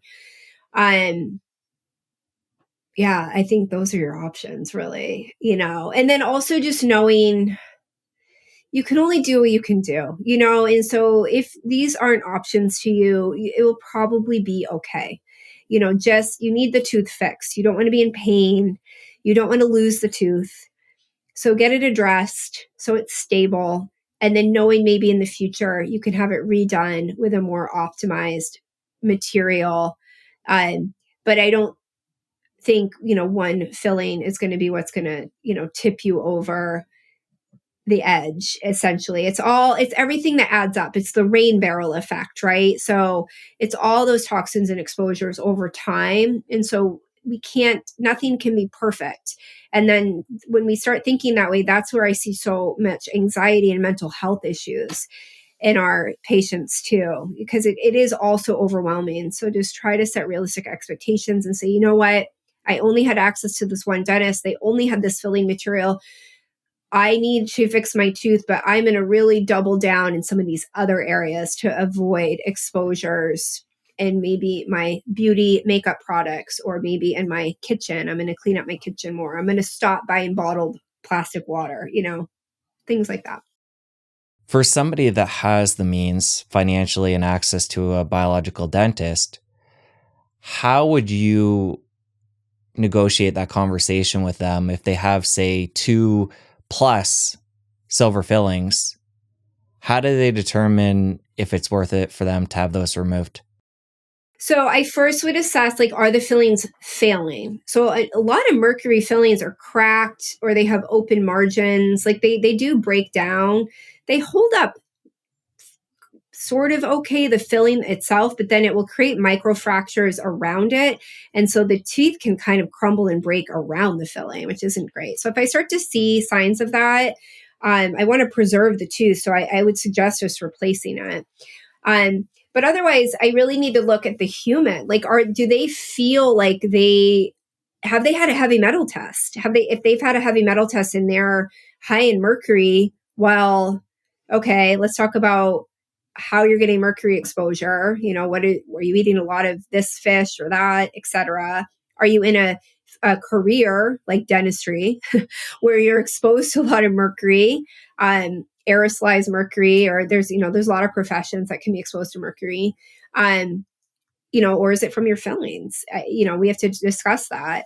At which point, if we determine, no, we're worried, there is some heavy metal burden here. This is very important. You have to do this the right way. So you need to be working with a biological dentist who knows what they're doing and is ideally following SMART protocols, which is safe mercury amalgam removal techniques. You really should be working with a functional medicine doctor or naturopath too, because especially if you're sick, if you're immunocompromised, if you have autoimmune disease, if you have Lyme, who knows, if you just have issues going on and we can't figure out what it is, chronic fatigue, etc., stirring up and removing mercury can really make you more sick. So we want to make sure you're optimized. We want to make sure your detox pathways are open. We want to make sure that we have a plan before and after of how to support binding any mercury that you've been exposed to make sure that it's not going to make you more sick. And it can get really pretty bad. I've seen patients get really acute mercury toxicity from having their fillings removed without a proper protocol. Sometimes patients need chelation therapy, but that's nothing to be taken lightly with either. You have to be working with people who know what they're doing. So I wouldn't rush out to the first person to get your fillings removed. I really do my research and make sure that you're working with someone who is trained in this, so because sometimes leaving them in is actually better in the short run, than stirring up all that mercury. Because once we drill it out, that's when you're mostly exposed to a lot of it. Now, if you do have mercury fillings, anytime you drink something hot or chew, you are going to get some low level mercury exposures too. And so that can build up over time, and that's not ideal. We probably do want to address that, but I would just do so cautiously. I'd want to make sure you had a really dialed plan. Do you personally remove mercury from people? I have. I'm SMART certified. Now, luckily, most kids don't have mercury fillings anymore. So no, I don't. I'm personally happy I don't, because I will tell you, the dentists out there doing it, they're the ones that are sick. They're the ones getting exposed to it the most. So I have friends that's all they do is replace mercury fillings.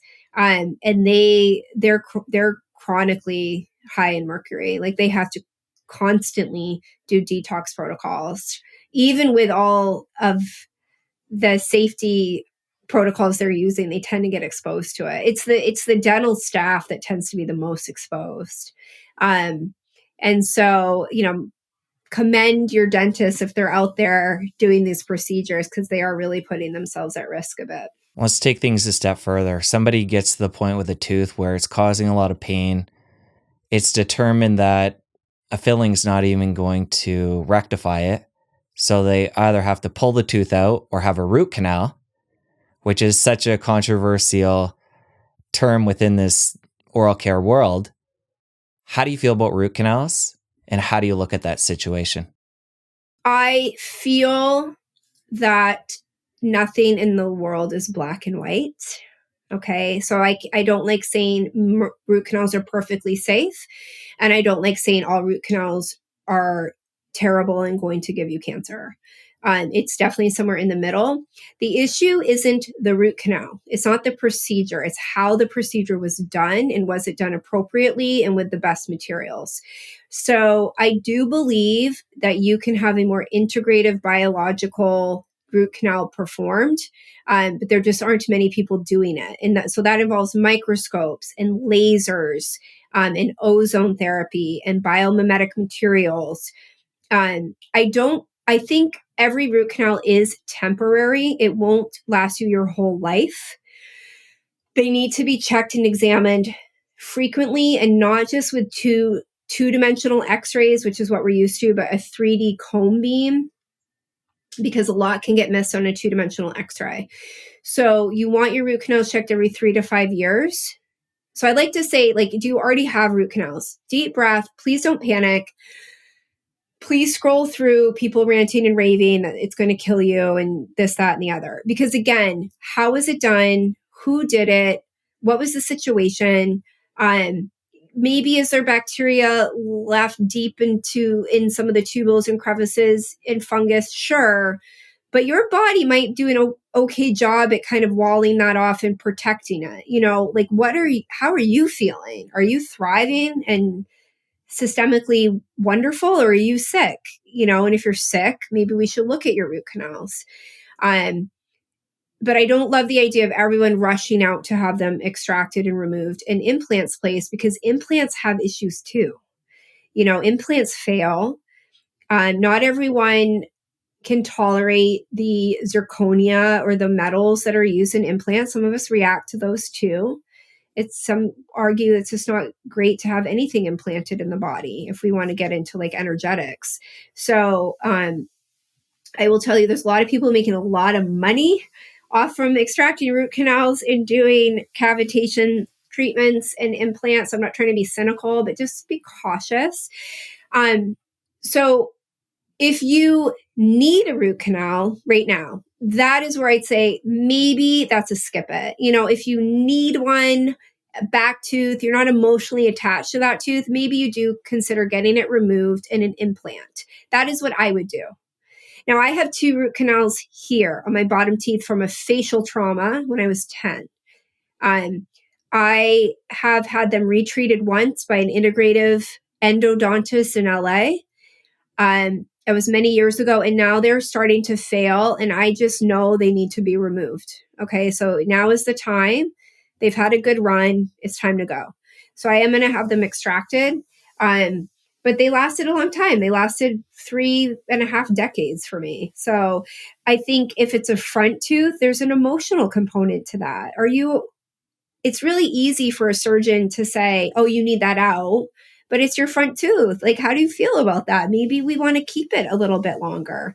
And so I think working with someone that has a calmer, more nuanced take on some of these things and not quite so sensational would be my advice. There's people saying that root canals lead to breast cancer. I haven't seen any truly compelling evidence to make me want to yell that from the rooftops either. Is it possible? Yeah, sure. Anytime we leave something of imbalance or dysbiosis in the body. But again, that's not everyone's root canal is going to be infected, and that's why I just think having them checked. So if you have root canals, my best advice to you right now is just ask someone to do a CBCT scan on them and to see what they're looking like. And if there is acute infection or chronic infection rather at the apex or at the root, you may want to talk about having them removed. If they look fine and they're holding up okay, cool. Another thing you can do is find a dentist that does ozone injections and have them every few months do little ozone injections around your root canal, because that ozone is going to go in there. It's antimicrobial, and it will just kind of keep things at bay for a while. And I do that on myself too. I actually inject myself. And in your case, having those removed, what will your options be at that point? Great question. I wanted implants, but there's so little bone there. This is another thing with front teeth. Front teeth implants can be very hard to place and then make them actually look aesthetic after. So I might do what's called a Maryland bridge. It's a bridge that preserves the health of the adjacent teeth. I think that will be my best bet. So it's a very conservative bridge, essentially, that will be down there. And trust me, I don't want to be doing this, but I feel like I'm personally in tune with my body a bit, and they're just feeling twingy. That's not scientific. I understand that, but I just know it's time for them to go. I've kind of thrown everything at it, and now it's time. It's time to say goodbye to them. So Before we come to a close here, I want to come back to fluoride and do a 101 on that. Where is it coming into the body? When did we start including it in water, in different products? And why do we want to be cautious and basically eliminate it? Not basically, totally eliminate if we can, and do the best we can. Fluoride, the water fluoridation movement started with an observation of a dentist in Colorado Springs, Colorado, who noticed that his patients really weren't suffering from decay from this certain area. And he realized that area was very high in a natural fluoride. I think it was spring water. It was really high in fluoride. And he kind of put it all together. These patients also had a lot of modeling of their teeth, which we now know is fluorosis. Okay. And my understanding is his intentions were genuine. He was just curious. He was like, oh, this is interesting. So this kind of spread, and essentially without any safety data or really any studies, it eventually was put in to the water of Grand Rapids, Michigan. And it just kind of took off from there and became this big public healthcare movement to reduce the decay rate. But again, there really weren't any safety or efficacy studies. And that is why the federal trial came about in the United States. So, shortly thereafter, they started adding it to toothpaste and rinses, and dentists started doing fluoride. And it's just, we get it everywhere. So to answer your question, where are we getting fluoride? I would say everywhere. I mean, it's too much. It's gone. The pendulum has swung way too far. So in many communities in the United States, we have it in our water. And now it's in your toothpaste, and your dentist wants you using it in a rinse, and your kid maybe needs to be on a prescription for it. It's also in processed and ultra processed foods. So if that manufacturing facility has fluoridated water, they're not filtering the fluoride out of the water. So if you're eating soup or, Capri Sun or drinks or, anything made with water is going to have fluoride in it. It is naturally occurring in very low levels in certain foods, including black tea, grapes, wine, things of that nature. What many don't realize, one of the top ways we get exposed to fluoride is pharmaceuticals. So it is used in many pharmaceuticals to improve bioavailability and stability. So that's important to know. And then some people are worried about just bathing and sitting in a bathtub with it. So there's no solid data on that, although the skin is a powerful absorbent organ. So I do wonder myself about that. We know fluoride isn't excreted 100% in the body. It's in kids, it's only excreted up to 80%. 80% isn't excreted, and in adults, 50% isn't excreted. And so where does it accumulate? It accumulates in calcifying tissues. And so that's your bone and your teeth and your pineal gland. And I think when someone says pineal gland, that's when people go, oh, it's woo-woo. But this is true. Okay. This is actually true. If you can just spend a minute, dig around the internet, you will see it can accumulate there. It's also very electronegatively charged, so it's a very reactive element. It can compete with iodine, so that can affect thyroid health. But more recently, so let's just talk about the controversy with water fluoridation. So there's really no safety or efficacy studies, although we've touted it as the biggest public health initiative of our lifetime. And I like to be very honest and say I was a huge fluoride proponent. I went to traditional dental school and I used to tell everyone they needed it. And if they even asked me a question, I am embarrassed to say I would give them a side eye and kind of my ego would come out and I say, I know better than you. You need fluoride, But meanwhile, to be even more hypocritical, I wasn't using it because I started reading about concerns with fluoride in college before I even went to dental school. So I personally was avoiding it because I thought, well, but my hygiene's so great, my diet's so great, I don't need it. But all my patients do, like the hypocrisy. So what changed my mind? Well, I'm in Portland, Oregon. We do not fluoridate our water here. And it was back like 2011, 2012. It was a ballot measure. And I was actually on the pro-fluoride campaign.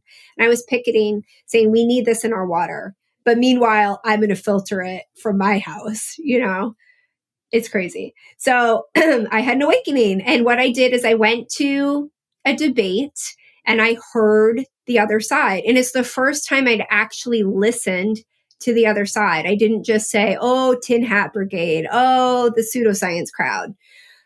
I actually listened to them. I was so impressed with how professional, articulate, how much research they cited, but also I was exposed to its potential neurotoxicity effects and its microbial effects and the impact on bone health and the impact of, 40% of teens have dental fluorosis. And now that means they also have skeletal fluorosis. And what is it doing to our thyroid?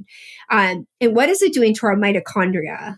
And I honestly was a deer in headlights because you're not exposed to any of this in dental school. Like they do not mention one negative potential effect of fluoride. So it was the first I'd heard of this. So I had to go do my due diligence and I started reading more about it and pulling up PubMed and NIH and then connecting with other medical professionals, dental professionals who had concerns with it. And it didn't take long for me to quickly change my mind. Now, the thing is, I was very scared to publicly share this because I was very scared about the repercussion from my dental community, from the American Dental Association, et cetera. And it's taken a while for me to get the confidence to speak out against it. And now there's recently been a trifecta of information that's come out just since August 2024, which I saw coming and we all did, but it actually is official now and I'll share that. But I'm very confident now sharing this. I have no concerns, but I will tell you, and probably because of my social media presence, I have a lot of dentists and hygienists that reach out to me that also have concerns and have for years, but they're too scared to say anything. So I think it's really important to know that when you say, well, my dentist or hygienist love it, I would say, do they though? Or are they just saying what they think they have to say to protect their job and their license, which is just ridiculous. Okay. So there was the National Toxicology Report. So there was a federal trial. It's the TSCA trial. It was essentially the people versus the EPA. And it started about 7 years ago. And again, this is a federal trial. And so basically the people were coming forward saying, hey, Environmental Protection Agency, do you have any safety data on water fluoridation, the way that we're practicing it right now? Because we don't believe you do.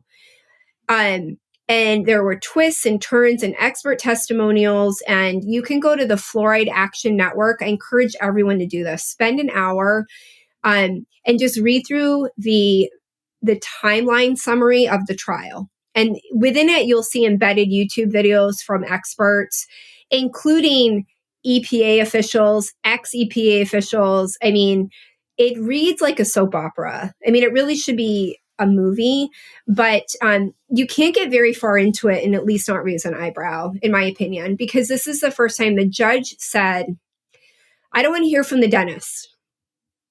I know you guys love it. You love it for teeth. I want to hear from experts about what it's doing to the rest of the body. I don't care about teeth. And that's important because all those things we spoke about earlier in the show, those are the reasons you have dental disease. No one has dental disease because they're not using fluoride. That is wrong. That's a Band-Aid. Those are for people that aren't willing to maybe get their lifestyle under control, their diet under control, their hygiene under control. It's a Band-Aid, but I will tell you, it's no match for those imbalances. And this is why cavities are still the number one chronic disease globally, even with fluoride. I see plenty of cavities in kids and adults that use fluoride toothpaste that drink fluoridated water. So this is just all smoke and mirrors as far as I'm concerned. Okay, so the judge said, I want to hear from epidemiologists, endocrinologists, neuroscientists. I want to learn more about what the concerns are. And also I want to learn more from the EPA about their policies and regulations. And so the judge finally, it's been 7 years, he made his verdict. Now, part of that, what influenced his verdict was the National Toxicology Program's report. Now, this is under the Department of Health and Human Services. This report had been out for many, many years, but it was kept essentially under lock and key. And so the judge said, Judge Chen, he said, I need to see this report. So Freedom of Information Act got implemented and he got the report. And essentially it says, there is concerns with neurotoxicity in areas that are fluoridated at 1.5 milligrams per liter, but also optimally fluoridated areas. So optimally fluoridated in the US has now been determined to be 0.77 milligrams per liter. So the NTP report said, for sure, there's a lot of concern at 1.5 milligrams per liter, but also we're seeing concerns at 0.7, optimally fluoridated. That right there, the ADA, no one's talking about that segment of the report. Optimally fluoridated areas are still showing neurocognitive issues. They're only focusing on the 1.5, saying, well, okay, but that's like double. So we're fine, right? I will just point out, it's only a 2x difference. So 1 liter of water essentially versus 2 liters of water, what your exposure is. And this is the controversy, is that you might drink a cup of water a day because you're chronically dehydrated. And I'm an ultra marathoner and I drink gallons of water a day. Plus I cook with it. I make soup with it. I boil my pasta with it. Plus I'm swallowing my toothpaste. Plus I'm drinking wine and black tea. And I take pharmaceuticals that have it. So how are we regulating it based on body weight per person when it can have neurotoxic effects and effects on thyroid and other systems? So that was the NTP report. It basically said, yeah, there are neurotoxic concerns. So the judge took that. And then his verdict said, based on all these 7 years of information, there is an unreasonable risk to current water fluoridation practices in the United States. And he put it now on the EPA and he said, you have to regulate this. You need to address this. And he said at optimally fluoridated levels, there are concerns also. So the American Dental Association is misconstruing the data. They're only cherry picking what they want to say, and they're doubling down still in support of water fluoridation. And they're calling it pseudoscience. Okay. And then you'll hear people say, well, the judge isn't a scientist. He's not, but he listened to 7 years of information and took that in. And he didn't dictate what needed to happen. He didn't say we have to ban it or we have to reduce it. He just said to the EPA, hey, you have to regulate this. And there's an unreasonable risk right now with current practices. So what are you going to do? Are you going to remove it or are you going to drop the level even more? Which, by the way, if we drop the level even more, there's no safety or efficacy data on that either. Okay. We also have dozens and dozens of studies showing IQ issues in children, up to 5 points, especially in boys. That's on par with lead. Okay. So to me, as a dentist who focuses on whole body health, the teeth are important, but not nearly as important as a brain. I can fix a child's tooth, but I can't fix a brain. And I know if I can focus more on that patient with hygiene and diet and really profoundly life-changing issues, that they can live a life without cavities and disease. We're not addressing the elephant in the room, which I would, to oversimplify, is big food. It's our ultra-processed food and our lifestyle. Okay, now to add the cherry on top, the Cochrane report came out a few weeks ago. The Cochrane report is the gold standard of scientific assessment and analysis. This came out. Conveniently, the American Dental Association's not talking about it, but it came out and said, oh, okay, well, we reviewed all the water fluoridation data that's out there, and actually, water fluoridation doesn't work like we thought it did. It actually doesn't reduce decay rate like we thought it did. Now, we don't know why that is. Maybe our methods and methodologies previously in research were off. We've just changed the way we're looking at things. Is it because we are exposed to it topically more, and maybe that's counterbalancing the data? But the World Health Organization data shows that fluoridated countries have the same decay rate as unfluoridated countries. And what the Cochrane report has showed is that water fluoridation, it only reduces decay by 1/4 cavity per person. So that is not statistically significant.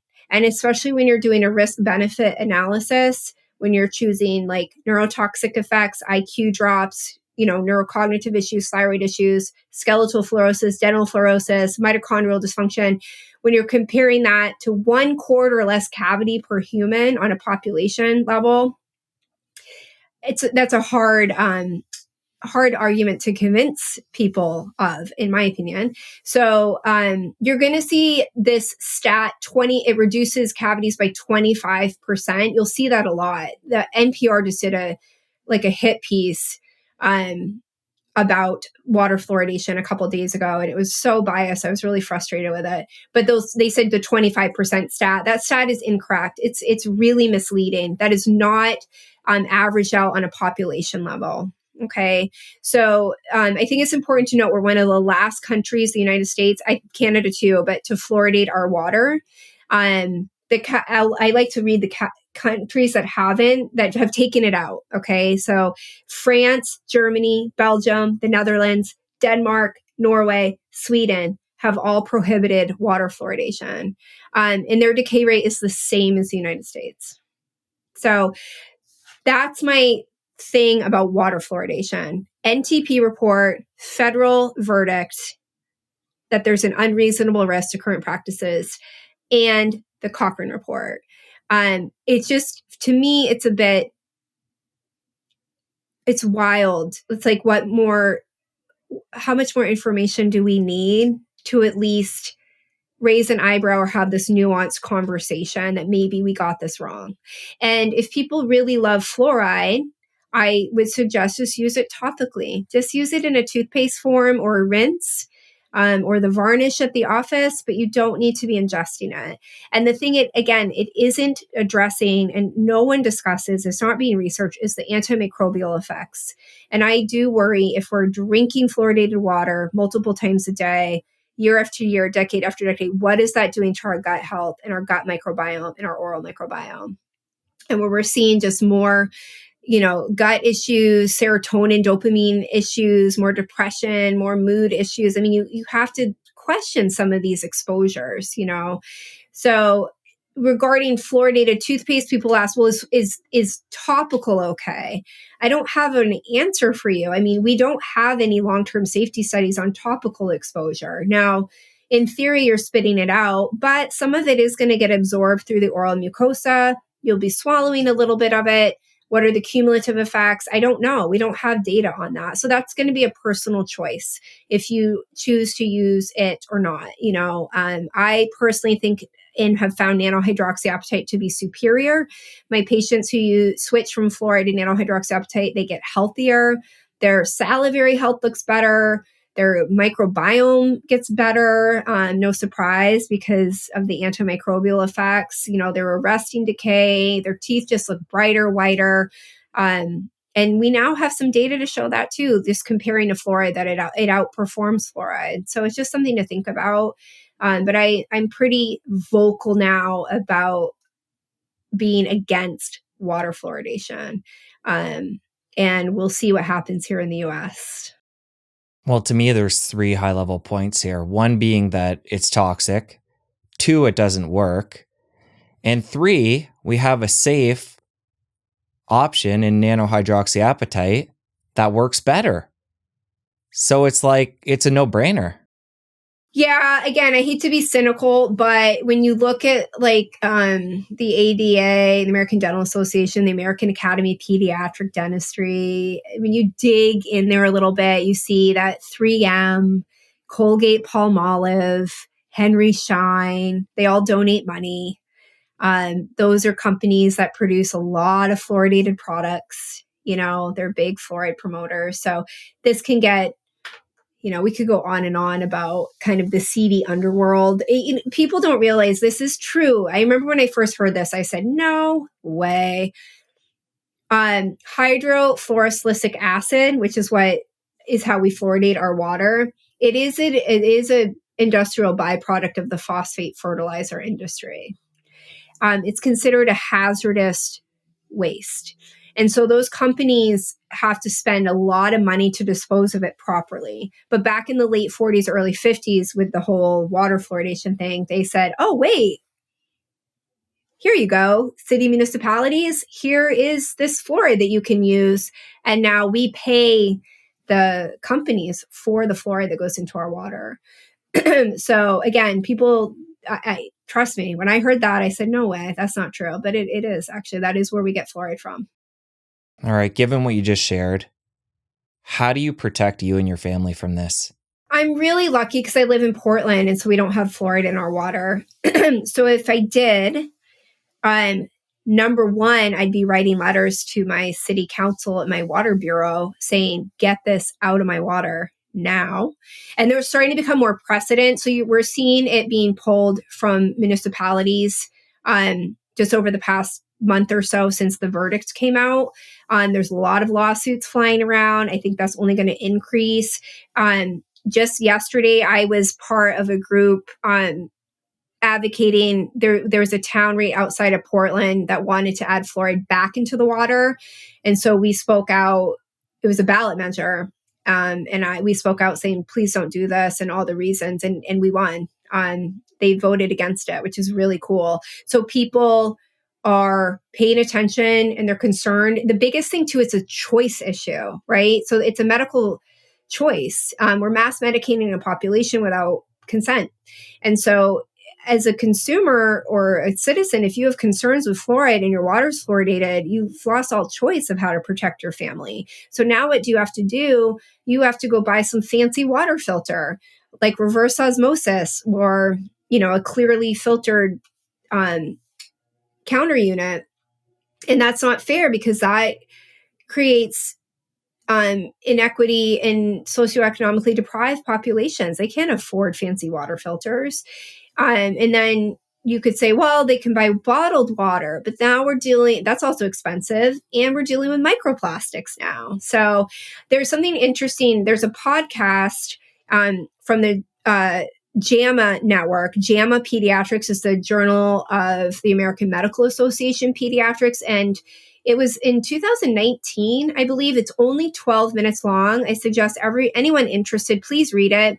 It's just discussing the Canadian study about IQ. And they really put it through the ringer. They are trying to rip apart that study and show that there are confounding variables that weren't factored in. And the editor said, I can't. This is actually a really solid study. And they he and another colleague riff on the podcast, but you have to listen to the very end, because at the very end, they both say, well, based on this study, and by the way, there have been many more studies since 2019 showing similar effects. Based on this study, I can no longer recommend my pregnant patients or young children drink fluoridated water. And they really should get water filters or drink bottled water. But I realize the issues with that too. So, man, they're just like, man, this is a problem. And then that editor has been on record for the Washington Post. He has a quote, don't, it's not this verbatim, but he basically said, I would never allow my pregnant wife to drink fluoridated water based on the latest data. This is the editor-in-chief of JAMA Pediatrics. And he caught hell over it. He did. He had to write a letter from the editor in defense of why he published it and why he went on to speak about it publicly. And then it's just gotten brushed under the rug. So I encourage everyone to read that. But so a water filter, but I think the best thing is you have to try to get it out of your water, create an advocacy group, create a group in your neighborhood. I'm going to be honest. I don't think it will take much effort. I don't want to misspeak, but I'm seeing a big movement away from it. And honestly, city municipalities will save a lot of money by doing this too. So we'll see, but that's how I would start, is advocacy and just trying to have it removed from your water. And I think the Fluoride Action Network, if you reach out to them, they may have template letters, and they really want to support communities in this too. So I'd reach out to the Fluoride Action Network to see if there's someone that could help support you. All right. So depending where you live, water's going to be a big source. In your case, not. Dental products, you've figured that out too. But any other areas for you and your family that you've had to switch things up or protect you guys? Not really. I guess you could say processed, ultra processed foods, but we don't eat a lot of that stuff. Like my kids aren't drinking Gatorade and high C Capri Sun drinks and things like that too. So, but that would be another source, soups and things like that to be mindful of. And again, I know I'm getting it. I mean, I drink tea and I eat grapes and, so I'm getting it to some degree. And I do trust in our body's capability of taking on toxins and managing them to a degree, right? So I don't stress too much, but my children have never been exposed to fluoride topically or systemically, unless, I'm sure we've traveled and they've had it somewhere there. But we've always used hydroxyapatite toothpaste, and their teeth are beautiful. They have no cavities, but it's because of their diet. We really focus on nutrient dense whole foods diet as best as we can. We cook a lot. We don't eat out a lot. They're kind of the weird kids that way, I suppose, but they've kind of embraced it now because we talk about it from a scientific level and the reasons why, and concerns with the body and how health is paramount. It's our biggest, best gift is our health. And I think teaching your children that early is really important. Early in the conversation, we used your oral care routine as a template. We didn't make it to the evening part, but I think the only unique piece of that was the tongue scraping. You did get into why you do that, but any other pieces that we should expand upon within your routine to give people the full perspective? Maybe oral probiotics. There's still more research needed there, and I think we need more targeted therapies, but it's very unlikely doing harm unless you're really imbalanced, and maybe it could be supporting that imbalance more, but I haven't found that in clinically or in the data. So I do an oral probiotic just to kind of boost and inoculate with healthy bacteria that are specific and targeted to the oral microbiome. And the other thing I like to speak about is nasal sinus hygiene and sleep hygiene too, because it is all interconnected. So I make sure my sinuses are kind of clear and open, and whether that's neti pot or, whatever you do, an aerosolized saline rinse. Nasal breathing is really important. And so to help with oral health, you need to be breathing through your nose. And so I lip tape too, because I know at night my mouth kind of pops open. It has to do with a jaw relationship issue. So you wouldn't think of this as part of the oral hygiene routine, but it actually is, because we want to maintain our nice healthy saliva while we sleep. We don't want the mouth to dry out. We don't want it to become acidic. When it does that, it's going to become more dense and pathogenic bacteria. So nasal breathing is just so important. Plus, mouth breathing will lead to systemic inflammation that can, continue with gum inflammation and affect how our hormones are regulated and how we're absorbing our nutrients. I mean, it really is all so interconnected. So the importance of airway and nasal breathing can't be overemphasized. And what brand of oral probiotic do you use? I really like Bristles. So they have all the strains that have been supported by clinical data. So that is my favorite. There's some others out there. BioGaia is another really great one. I think they're out of Sweden, but that's another great one. And they have like infant drops, and then they have young toddler like pearls, like really tiny pearls that because of the choking hazard issue. But with Bristle, they're really soft chewable, and I tell parents just to break them up. You can break them up into quarters and give them to your children too. So that is my favorite. All right, Dr. Staci, really enjoyed the conversation. We're going to link up FIG. We're going to link up your website, your social media, everything in the show notes. Thanks again. Thank you so much. It was great. Now that you're done, you're going to want to stick around here and catch this other incredible episode. You don't want to miss it. I'll see you over there. We use the word metal, we use the word amalgam, silver fillings. They're all the same. They're half mercury and half silver, and they add other alloys in there. So a lot of people are going to their dental offices. They're saying, take them all out. It's not being done.